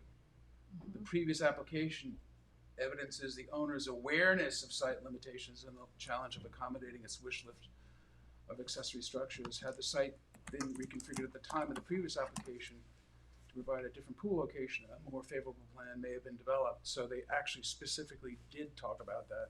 No, I What's my agree. memory? I agree because it was they were working with a vacant piece of land, and we had discussed the possibility that they could have created a house that would have Oh, I put the thought you said pool. you didn't have any memory of that, Mark. I'm sorry. No, I didn't have a memory of any board member considering that there was a pre-existing pool. Of course, when you're working with a vacant piece of land, we would be asking the applicant to find a way to not require a variance. Yeah, but what I'm saying is there was a plan that showed a conforming pool. I remember. That's why You know, like what if? that's I mean that's fine. I appreciate it, but we don't meet the 20-foot. No, I know, but well, speaking only for myself, Okay. right? Not for these guys. I think everyone, and I go and say, I think everyone. I think that protecting the street, the front yard setback, is perhaps more important than a side yard setback, and I wouldn't have a problem with that layout at all. I'm also pretty sympathetic to pools on corner lots myself, but The only thing, and this is one of the problems of having been before this board forever. That's the sort of application that if I had brought this in, everyone would say you got to meet the 20-foot side and rear yard. yeah, yeah, Yeah, no, you might be alone. You might be a voice in the wilderness in terms of saying you prefer. It's not the first time. Protecting the street. I'm not trying to give any problems here. I mean, I can't. I think what you've drawn here, Luke, is like maybe a 10-foot setback to this. When I can make that, we can try to. I mean, maybe we can try to do something that picks up the extra foot. Well, my philosophy is that the zoning board is here to grant relief when we're talking about a property that the code was not considering when it was written, right? And This house predates 1930. That's corner the first lots and swimming pools, to me, certainly deserve a little sympathy. Trying to help you get off the street a little bit more than maybe some other folks would have a easier time considering this. Okay, well, that would be great. It's just that'd be great. Right. Well, you have to ask for another variance, so I understand the hesitation. I don't care. I don't mind. Don't take it as legal advice. Don't worry. I take it for how you say it, and I appreciate it. Okay. I trust me, I do. This is when John would welcome a different board. Excuse me? It's when you would welcome a different board from what's happened in the past. No, I would. Well, I don't know. I'm just trying to figure out. I don't know how to. Nor I. I don't know how to calculate that. I'm not exactly sure. I know what you're saying, but in any event, I could present it as an alternative. If that's not too I cumbersome. don't know. Take the temperature of the rest Do you of eliminate the front yard setback relief? Luke is saying push it towards the neighbor to the north, Right. so that it's in line with the house, which all of it makes a lot of sense. I just will tell you that the most I've ever been able to get out of this board on reduction from a 20-foot setback as side or rear is 15 feet. And even that one was when the building inspector issued a permit for some strange reason for 15. No, there were two. One, the building inspector issued a permit in error, number one. And the other one was when, I guess, a not very savvy pool contractor, you know how in the field you stake setbacks, you don't stake the actual They're really watching pool installers. So the guy staked the 5-foot setbacks, and the guy put the pool there as opposed to the 20 feet. Yep, I get it. You know what I'm talking about. Mark, I'm just saying maybe if the pool were further away from the street. Yeah, I mean, I don't want to redesign for them. If it eliminated the variance request, then it Well, perhaps it would. comes under our, there's another feasible alternative for them. But Right. we're just still. I'd have to Requiring- You'd have to re-advertise for the side yard. What's required on the front yard right now? 40, 40. and we're at 30, so we need 10 feet of relief there. So In the if front yard. in Well, the front yard, Okay, so then you're at 30, you need 40. right? Right now you have 21 feet to the north. So if we gave that 10 feet to the south, you'd be at 11 feet on the north. And what did you say you need? 20. 20. Okay. I mean, I can Right, split the exactly. difference. I would rather grant a variance for side yard relief than front yard relief myself. But if I understand it, you're still granting relief for both. No, what Luke's saying is move the pool out of the. Move the pool north, I think you're okay on the Cooper Street setback. Yeah, if we move Is it that what you're north. saying? That's I what I'm think that's- saying. We'd have to move it 10 feet and north. but then we would run afoul, Mark, of the. Hold on a Side yard. second. Let me make sure I know. It's the rear yard Run is the one afoul of the opposite the setback shortest. to the That's north. it's a side yard. I mean, maybe this is all unnecessary. I don't know how you guys feel about the pool as it is right now. Maybe you're okay with it, and this is just wheel spinning. See what you're looking at. I mean, Can you I put it really on just- the TV screen? Oh, I sure. really just want to, Mark, he has it on the TV screen. Thank you. This is it's very interesting.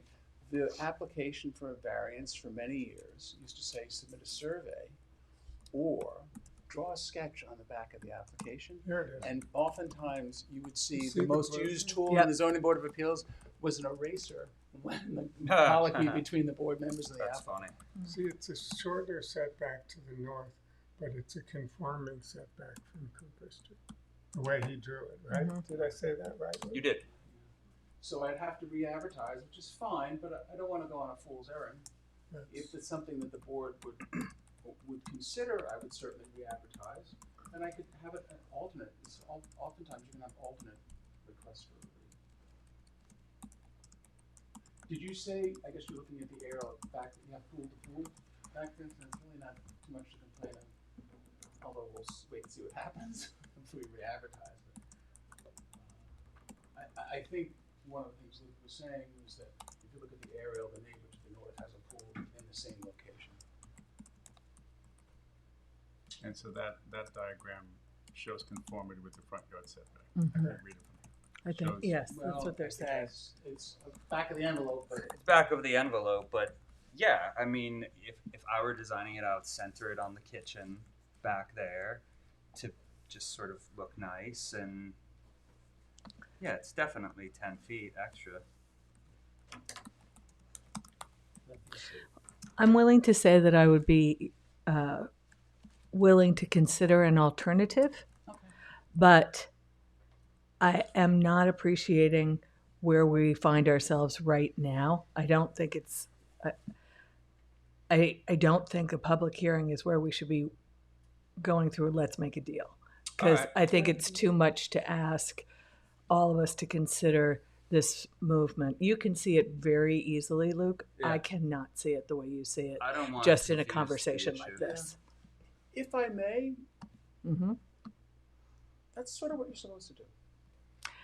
Well, you can tell me anything you want, John, No, I but will. that No, I will. I am telling you that doing it at this pace, Oh, the live like pace, that, that's- is I not understand. working for Oh, me. that's I fine. need to see That's it. fine. I'm happy to consider I an understand. alternative, I misunderstood. but I'm Sorry. not willing to come out with an opinion without having the chance to look at it. Different people take in That's information different. differently. That's different. I understand, and I respect that.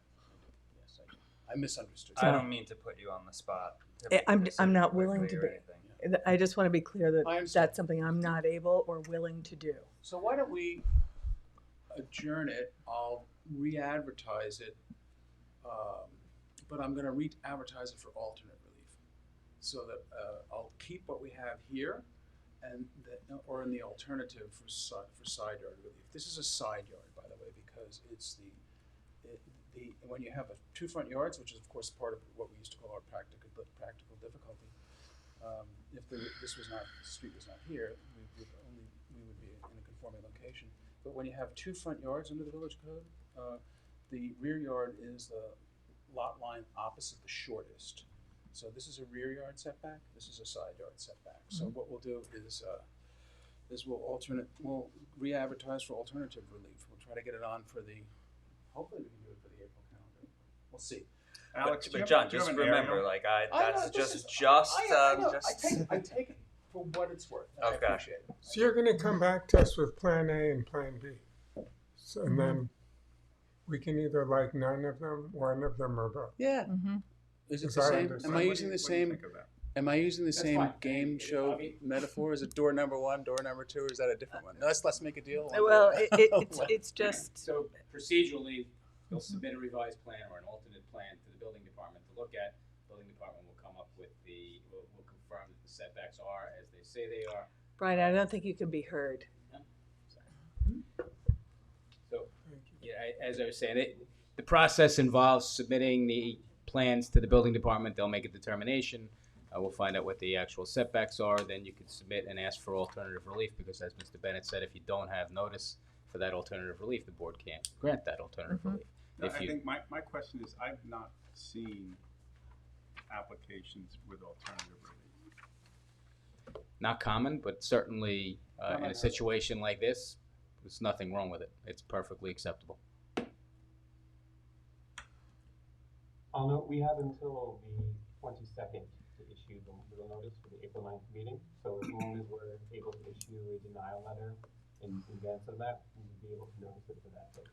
If not, then it takes, Whatever you want. I don't like the process of kind of guiding an applicant, because I don't want you to be on a fool's errand. It could be that the board will then decide I neither understand are that. acceptable. I don't want understand to that feel fully. I as think if you've been misled. I think that But it would if be. that's the I decision think you that it want, would. you can I go think it ahead would and be do it. improper for the board to deny either one of these reliefs. I think absolutely. I think it would be arbitrary and capricious. But having said that, I understand and I take Mr. Farron's suggestions for what they are. He's not prejudging it. He's talking about some possible alternative relief, and I will tell you that in over 40 years of doing that, that is oftentimes what happens before boards. So what Could do you we put it do, somewhere Brian? Do we else? withdraw this application? No. No. So I mean, what do we do with you'd this continue. application? You would continue it to either April 9th or the next April meeting date, whichever it may be.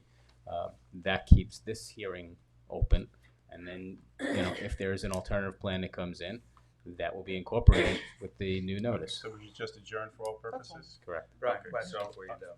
Let's move on.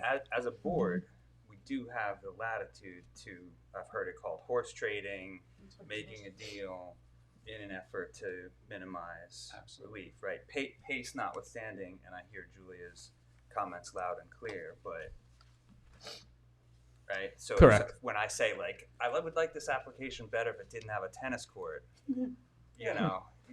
Yeah, that's a little too much. But anyway. Okay, It sure. comes under, in the statute, it provides that you are to grant the minimum relief necessary to achieve the benefit requested by the applicant if in fact you are to grant relief. So that would come under the minimum relief minimum to be granted. And again, I appreciate, I understand the manner and to the extent that your comments are made. Okay. Okay, so we'll motion to adjourn for all purposes, case number 3162, 146 Halsey Street. Can I have a second? And all in Thanks. favor? Aye. So moving on, we have case number 3166, Stephen Kopinski, 325 Cooper's Neck Lane. How are you, Lucy? Hi. This is Siu Liu. I'm the architect for this project. I'm just going to move this a little. Okay. So we were in the meeting back in December when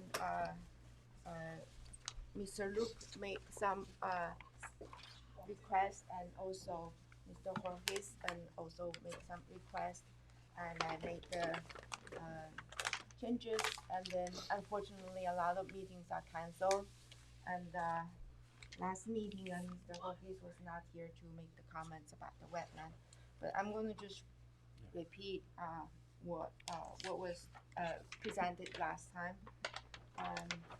So I did the side by side for comparison.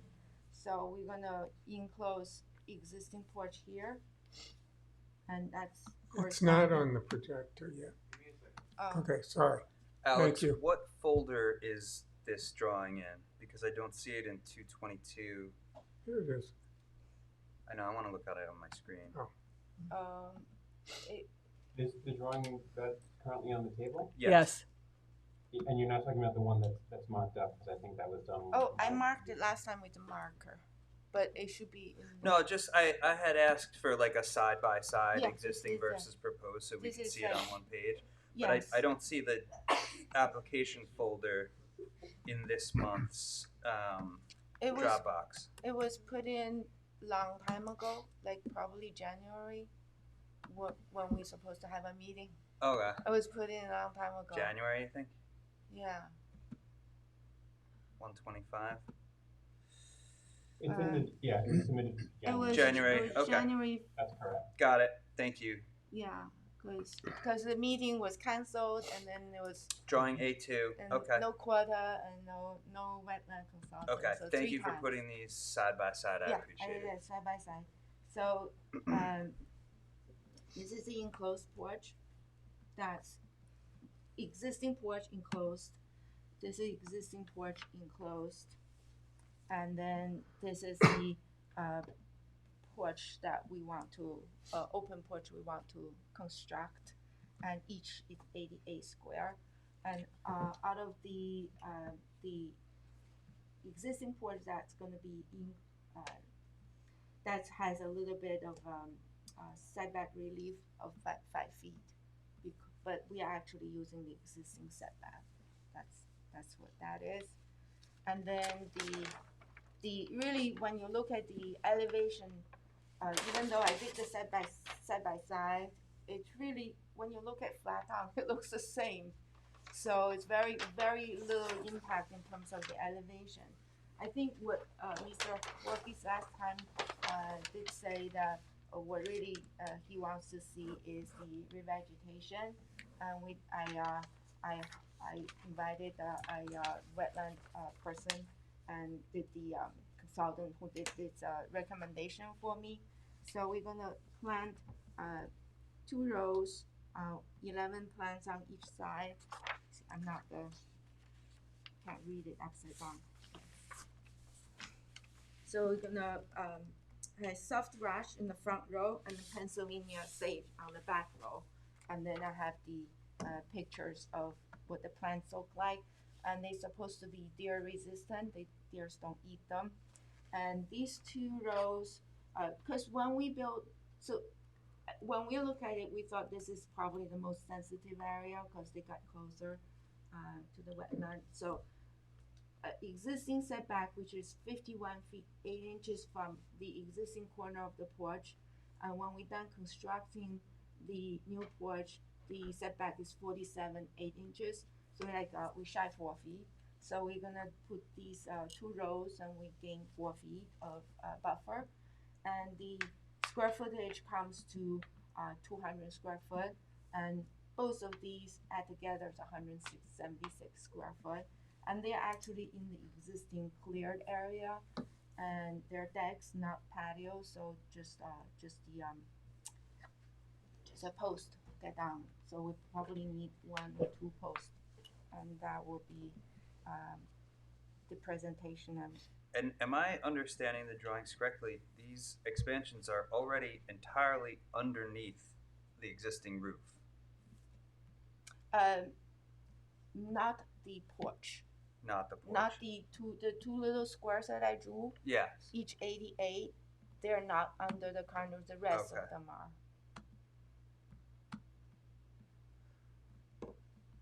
Are you? Wait.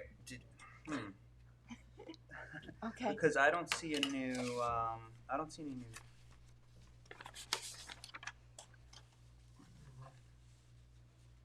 Yeah. See right here. That's it. That's it. Okay. I understand. You but found yeah, it? the roof is already there because right now you can walk around. Oh no, there is a trellis here. There's a deck, the trellis over a deck. Okay. There is a deck here. Right between the 2 orange square. Yep. There's trellis over a deck. Understood. Yeah, that's where actually we propose to put a roof over. Yeah, it's in the application too. I see. So, Sorry. but what I'm trying to say, the new footprints, the new coverage, new footprints are these 2 orange squares. Everything else is already covered, and then this is already have roof. This already have roof, and this part has trellis over it. I see. Sorry.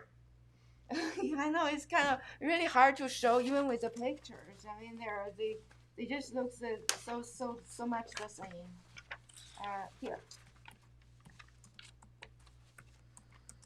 So we're gonna see this trellis.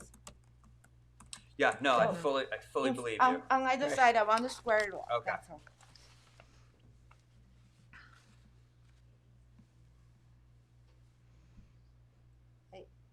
No, we understood that. Okay, You so presented that before. It has Yeah. to do today with it's I think really- hearing from Yeah, Mr. Voorhees about Because the you vegetative promised a buffering. report during the week, so I can do the revision to come, but I didn't get any report, so I figured I'd come here to hear in person.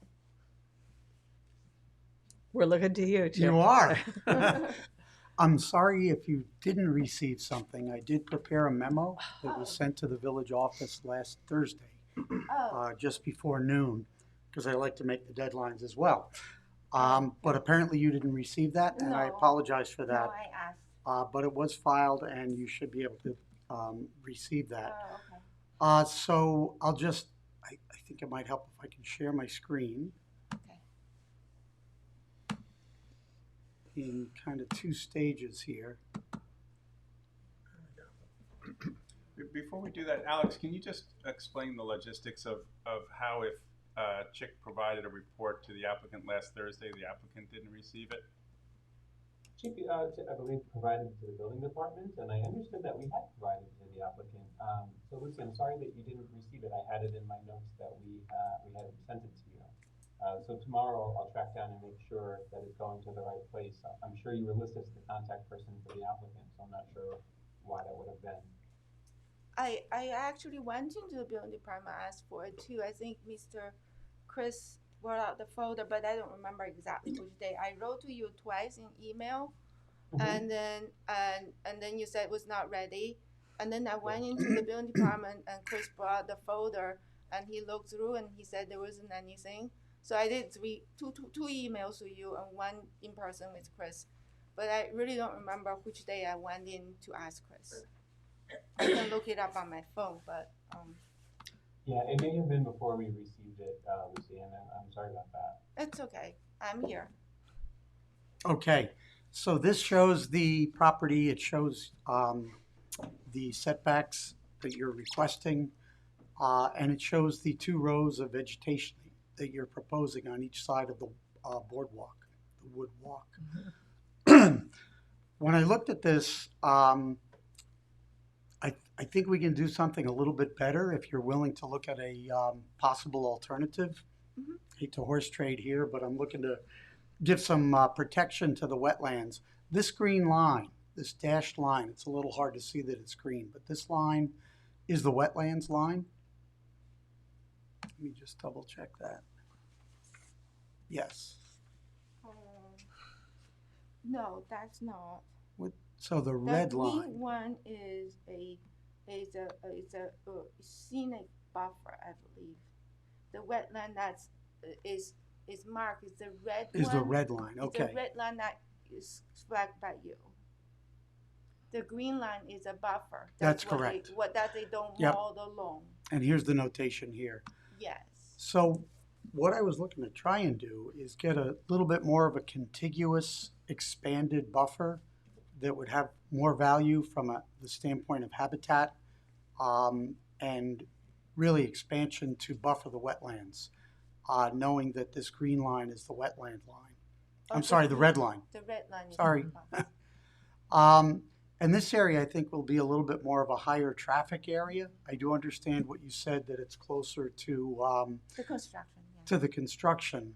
But let me just, and again, this is really just a suggestion for consideration. This is the actual memo that was sent. It's dated March 7th. It was sent last Thursday. And it shows a potential location to buffer a larger area in the back of the property. If you're willing to consider that, I think it would provide a larger area. It would provide more contiguous area. And because this is the scenic line, it looks to me as though the areas past this are already vegetated. So it will kind of blend in with the vegetated areas, and I think create a more meaningful buffer. And I would also suggest and ask that you add some shrubs to the buffer area, perhaps marsh elder or groundsel-bush. So if you did work with a consultant that knows the species, they would certainly know what to specify. But those were a couple of suggestions, and I would just ask that be considered, because number one, it's a greater area to offset the impacts of the additional structure within the wetland setbacks that are already established, would provide greater habitat, would supplement and buffer the existing wetlands and would be in a less high-traffic area, and I think would do better. So you want us to vegetate more there with better plants? Yeah, more the native species that you specified are fine, the rush and the sedge. I'd like to see that supplemented with some shrubs, groundsel-bush or marsh elder. Scientific names are there in the memo. And I'd like you to consider that. Again, this is for the board's consideration as well. I provided this memo just as a suggestion for discussion today. Sorry, we missed it. Then I have to look at it and talk to my clients and come back the next time. The question here is, I believe there are some ornamental grass that's not native in the cleared area. So you see the green line, that the green area that you want us to vegetate, there are, I believe, clumps of fountain grass. Like a or fountain some- grass? Yeah, Yeah. that kind of thing. So what would you suggest us to do? I don't see why that couldn't stay. What I'd like to do is convert any areas that are lawn. And I was looking at an aerial photograph that maybe I can bring up as well. Let me reshare.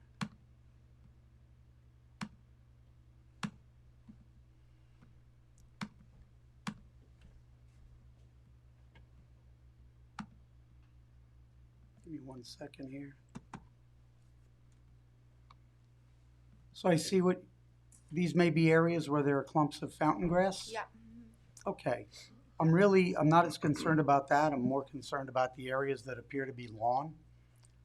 So I think the fountain grass could stay, but if you could expand that area, square it off, and basically what we want to create is a non-fertilized buffer that would buffer the wetlands and expand the vegetated areas. Okay.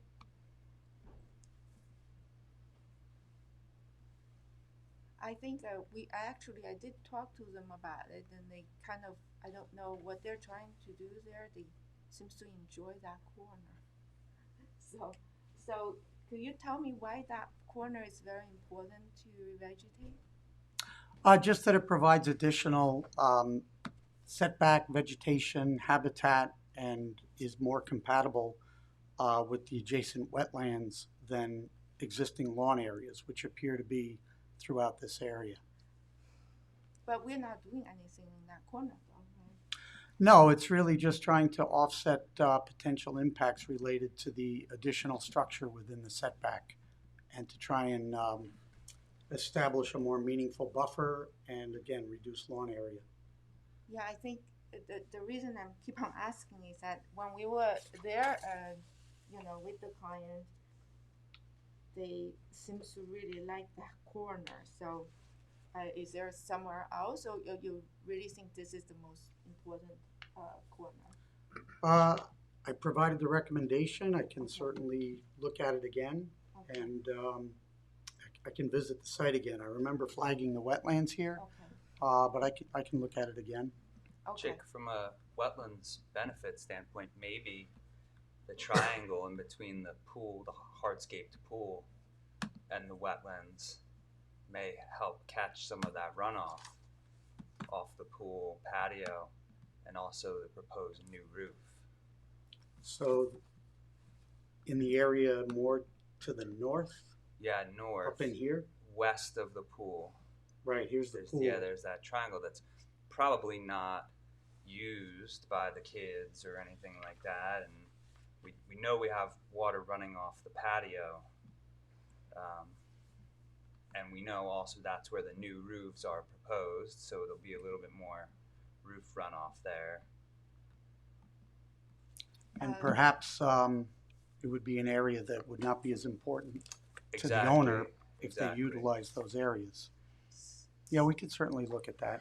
Yeah, I read by the So it may pool be an expansion of what you have here towards and then the going other into this side. triangular area, if you can Yes. see the cursor. Could we look the aerial one more time?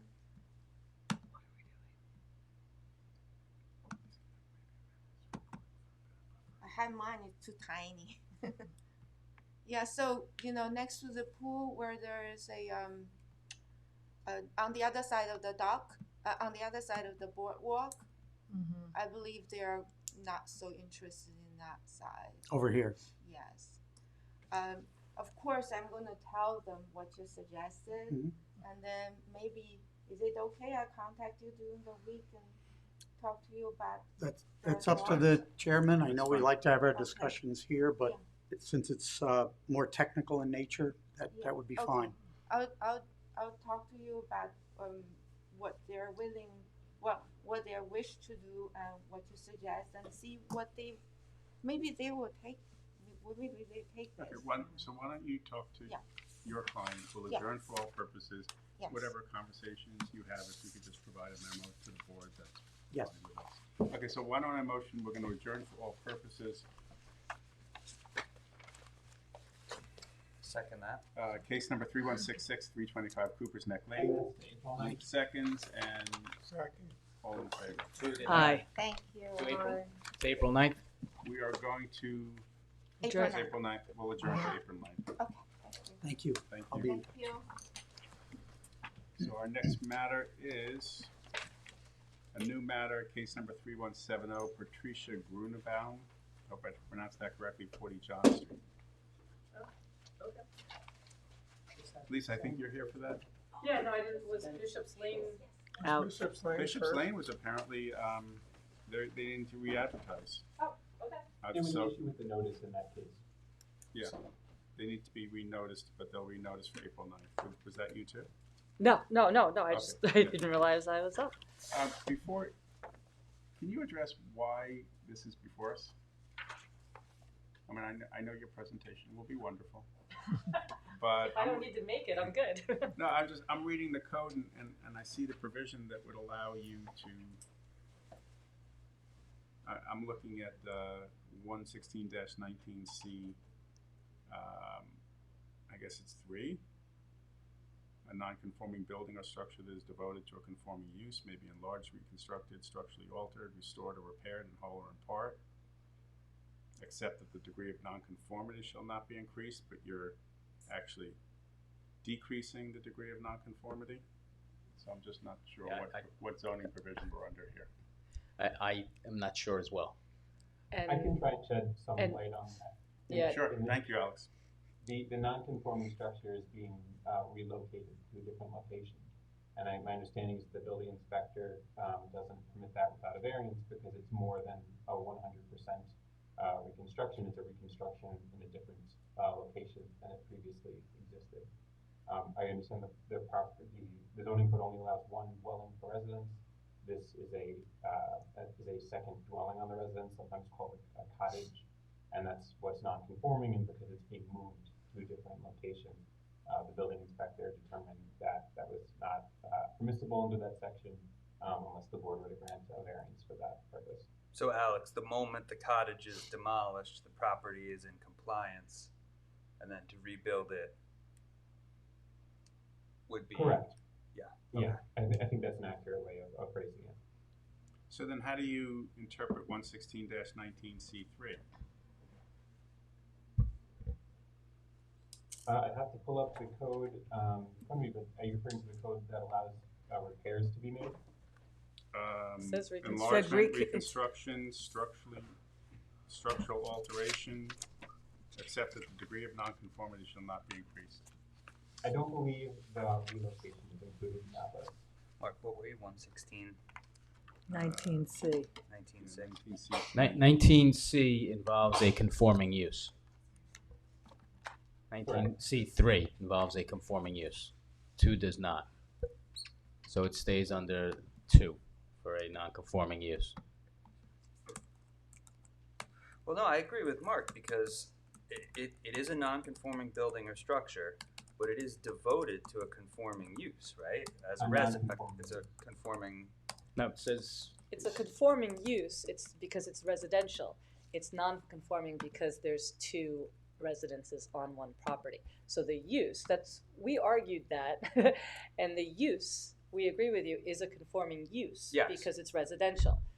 what makes it non-conforming is that there's two residences on the one property. There's a lot of, I mean, we had a whole thing that was submitted that shows that we shouldn't be here, but.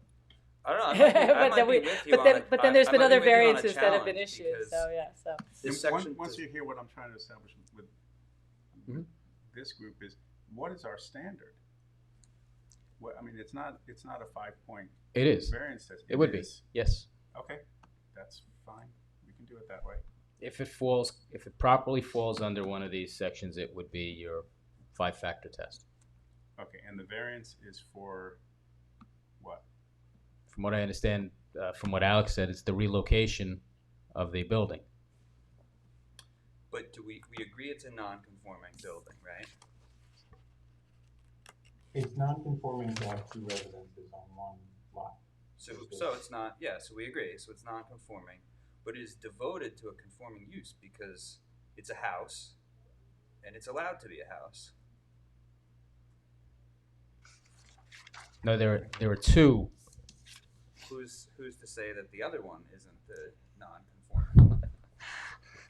Right? So it's interesting because the statute does not refer to a property, conforming building or structure used by a non-conforming use. So the fact that there's a second dwelling here is the aspect that's not conforming. And so the building inspector determined that second dwelling could not be reconstructed completely and relocated. Yeah, but section 2 directly above, right? It says a conforming building or structure used by a non-conforming use shall not be reconstructed, blah, blah, blah. But it's neither of those things. It's not a conforming building, and it's not a non-conforming use.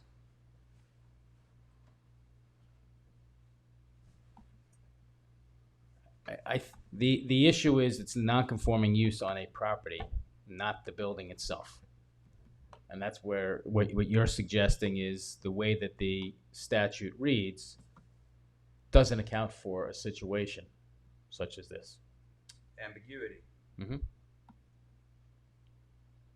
But can we leave it that if our 5-point test is that the benefit to the applicant of moving the structure outweighs any detriment to the community, and we may not find any detriment because it's actually moving to a conforming location, then we could issue the requested variance. That's correct.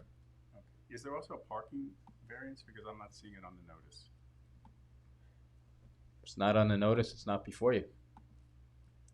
And it was part of the application, somehow it didn't get noticed, so I understand that I'll have to. So you're gonna have to renotice. I'm gonna have to renotice. Again, I'm not changing the number of bedrooms, but the code says that I'm supposed to have more parking than I currently have.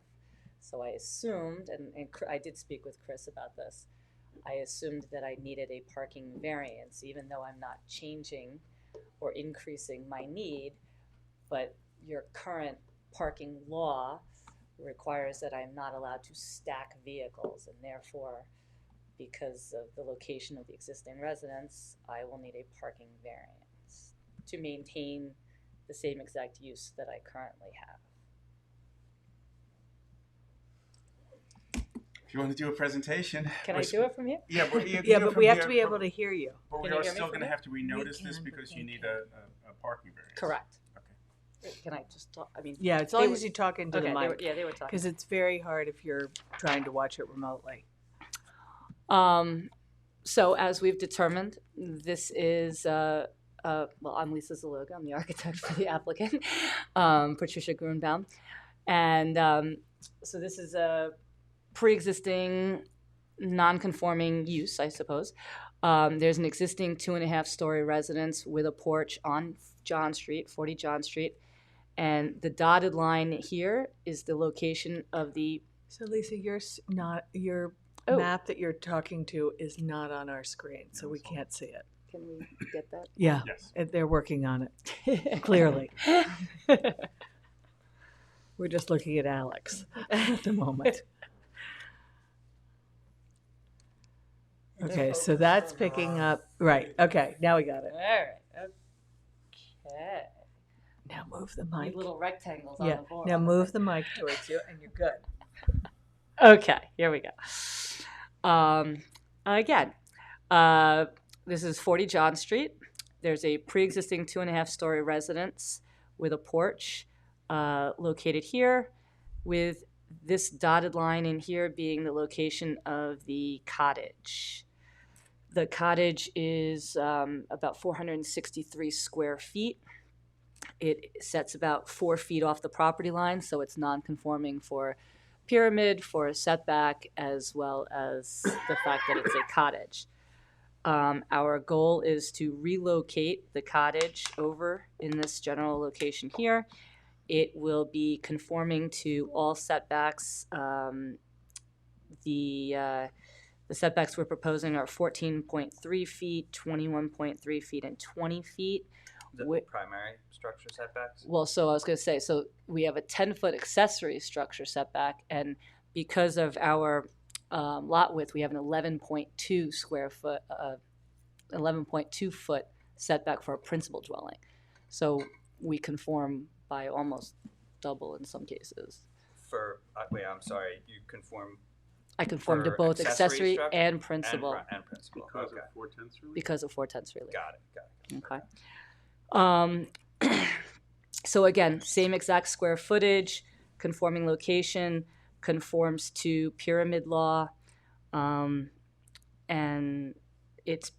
we went to the Architectural Review Board because it was old, and they determined that they would not landmark it, that they were fine with us demolishing it.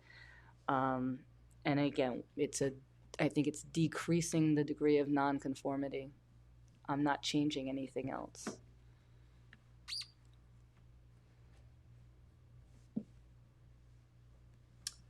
Also, it's around the corner too. So it actually what street is that? From John Street, it looks like less buildings on the property. Correct. Has 82 Elm weighed in on it at all? No, I have letters of support from 46 John Street, which is to the west here, 32 John Street, which is to the south somehow. I don't know where I wrote that, and 75 Woolley Street, so over here. Those are the only people that I've heard from.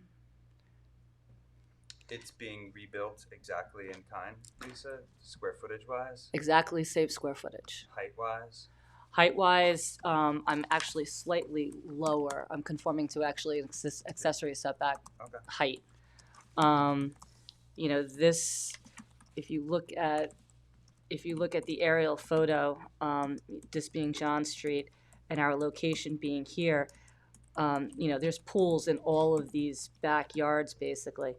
I think that having that structure there will actually limit the noise between all of the pools, because it'll actually act as a wall there. So I actually think it'll be nice for people. They won't kind of all be screaming in the same general location. Do you have drawings showing compliance with pyramid law relief in the file? I just want to make sure that you did. So this is the existing footprint here of the cottage and our proposed footprint. And that's our proposed look. And that shows the, okay, that's the pyramid law. The pyramid law here, Okay. here.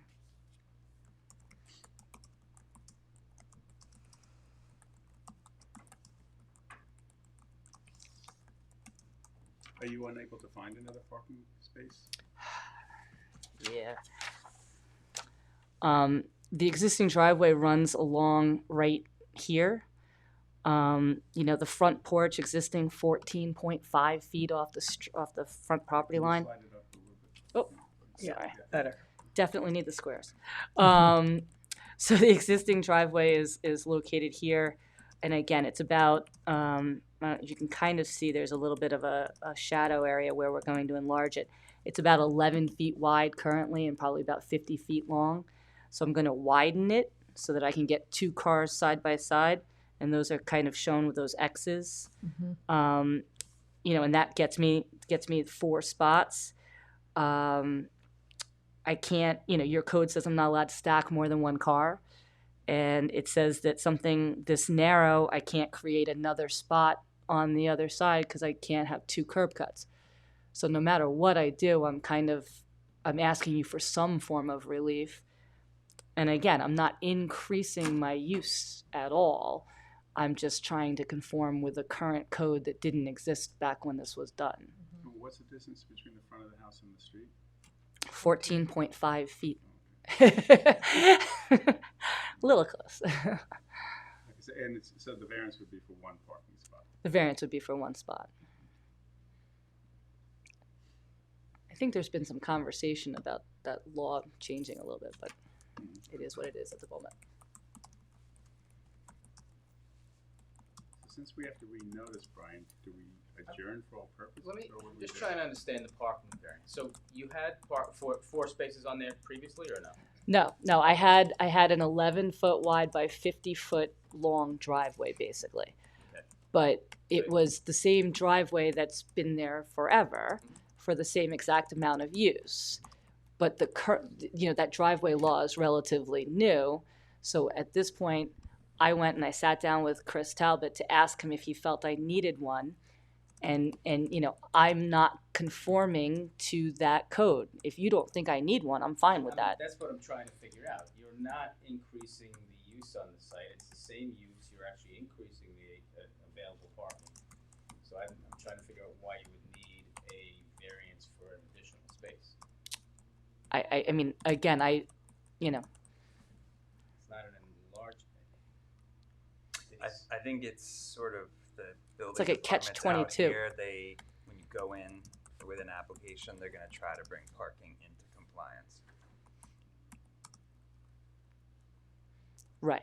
You try, but I mean, if you can't, I don't, Then you need the variance. Exactly. Yeah. well, if you're increasing your number of bedrooms, but I'm not. I hate the parking requirement. I know, I think it's silly, but if I came in for a porch addition to the building department to get a building permit, they're not going to tell me I have to increase my parking. The only time it comes into play is if I'm increasing my number of bedrooms. Got it. But again, that's up to you guys whether I mean, Unless the board is prepared to make a determination that the parking is not required, then yes, just continue this to the next meeting. Let the parking be noticed. I just don't think we have that jurisdiction. I'd love to make determinations like that, but we don't have that jurisdiction. You do if you had enough information. But I don't. Yes. At this point, I don't think we. Sorry, I don't think we do. so out of curiosity, since I have to re-notice and stuff, is there any way to, at the April 9th meeting, get a determination right then and there? Because I still have to get back to the Architectural Review Board. And I kind of was surprised that it wasn't noticed for the parking to begin with. So is there any way to have something pre-ready? It just means we issue a directive to Brian to actually have a decision written. It would be hard to do because we haven't even seen the parking variance request. So what Lisa's asking is if there's some way to actually have a decision written for the next course. meeting, because I think we stopped voting. We could vote, but we stopped voting without a decision. I'm deferring to you on that. Or I can come up with a decision that night that I have put some thought into. I love that, and read it into the record. Okay, we'll try. Okay, I would appreciate it. Thank you. And I mean, this is the survey that is in the file showing those 4 spots, so that's what it would be. So we would want to update the denial letter so we could do the notice. I'm sorry, that wasn't included on the original denial letter, so that's why we didn't notice it that way. Yeah, I think actually, I think you guys created that denial letter because we needed to figure out what I was actually asking for a variance for. Correct, and at the time I wasn't aware that this needed extra parking. I'm sorry, I can't do that. Yeah, I put it in the application, but I guess it didn't get put on that sheet. So for right now, we'll motion for adjournment to April 9th for all purposes, case number 3170 40 John Street. Can I have a second? Second. And then all in favor? Aye. Aye. Alex, you'll let me know if there's anybody. There's nobody here, but if there's somebody that appears to be in the audience who would like to speak to this, you'll let us know. Alex? I'm sorry? I just want to make sure I'm not overlooking anybody in the audience who wants to speak to any of these matters. Oh, on Zoom? I'm not sure I'm able to see that. You'll let us know? Okay. Thank you. The answer's no. Anyone raise their hand?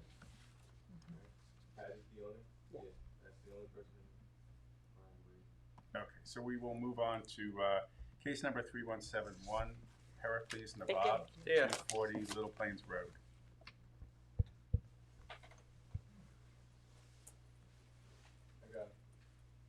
Is this appearing via Zoom?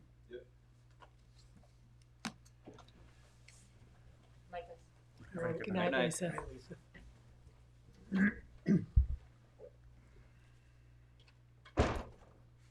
Mr. Chairman, I'm also Thank you going very to. much. Do you You're need me done. for anything after? No, or- it looks like we're in great shape. Very good. Thank you, Chick. Thank you, guys. Take care. See you, Brian.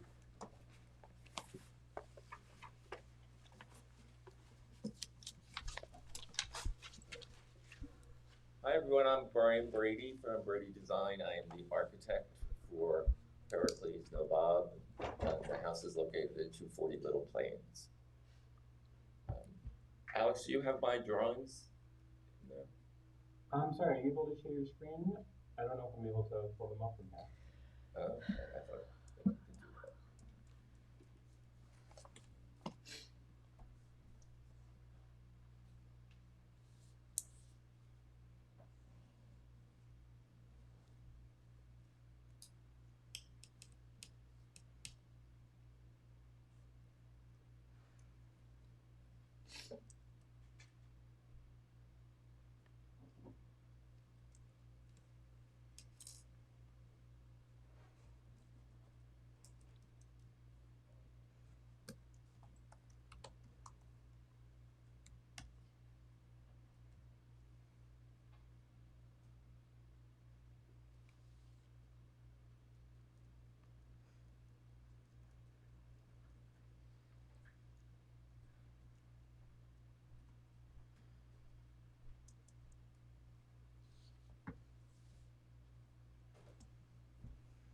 Can everyone see that? Yes. Okay. So on the left here is a photograph of the existing house, and on the right is a rendering of the new front porch that we're trying to add to the house. The clients really want to have a covered porch. It gets a lot of sun in the afternoon, and from when it's raining, you know, in this day and age, we all get lots of Amazon deliveries and everything's getting wet. And so this is just a very simple, classical front porch that's open on all sides. I think it would be a great improvement to the house architecturally, but I do need a front yard variance because right now I am at the 30-foot setback, and this porch does come out 3 feet 5 inches. So that's what I need a variance for. There's a porch there now, Brian, right? No, look at the left. It's just a surround. No, what I mean is, I shouldn't say it this way. There are steps. There are steps there now, but they are wood, and they have completely rotted out. There was no foundation under them, so yeah, that needs to be replaced anyway. Are the steps moving forward? The steps, yes. Right now there are just 3 steps going up, and I am putting 3 steps going up, and then having, a front porch area. But those steps are 3 feet 5 inches closer to the road. Right, he's Right. moving the steps. It's moving the towards steps 3.5 I'm moving the feet. steps out To give get the to give a column. landing. Yeah, right. Yep. The landing's 3.5 feet wide, or 3.5. Okay, So this is the only variance I need, nothing on the sides. It's just really a simple front porch. That'll give you an idea of how far it's coming out and what the height is here. That's a nice The front stoop is going to be to match the rest of the house, so it's Danish blend brick with a bluestone top. I just wanted to clarify one thing. The current steps that are there, is that part of the setback? In other words, do those steps have to be? 6 No, feet. they're conforming. They're conforming. The steps are currently conforming. I'll add that the new steps would also be conforming. Steps are permitted in the front yard. It's the covered roof that requires the variance. Right. I Okay. met with Chris Talbot, and you're actually allowed to come out 8 feet and be conforming For steps. for steps, right? Thank you, Alex. That was exactly the question. Sure.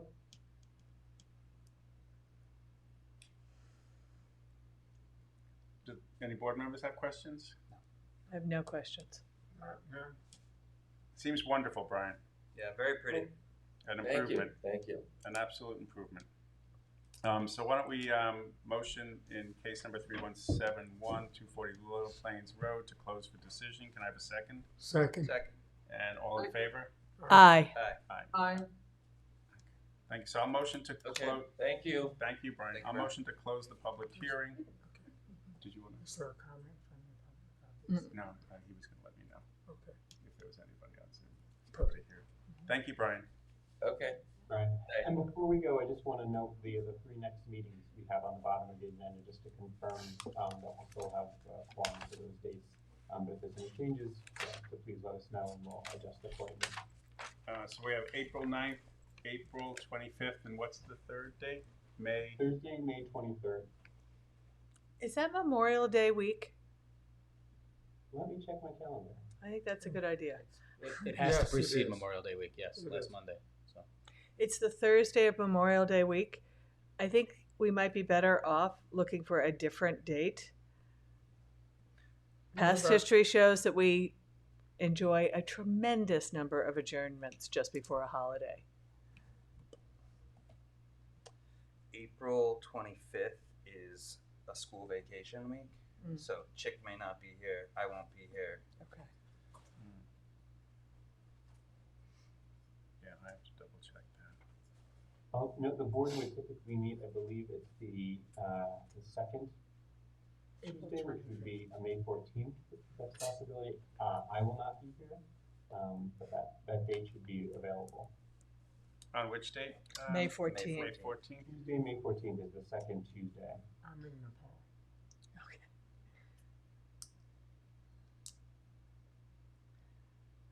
I do think if we could avoid the week of Memorial Day, we would be better off.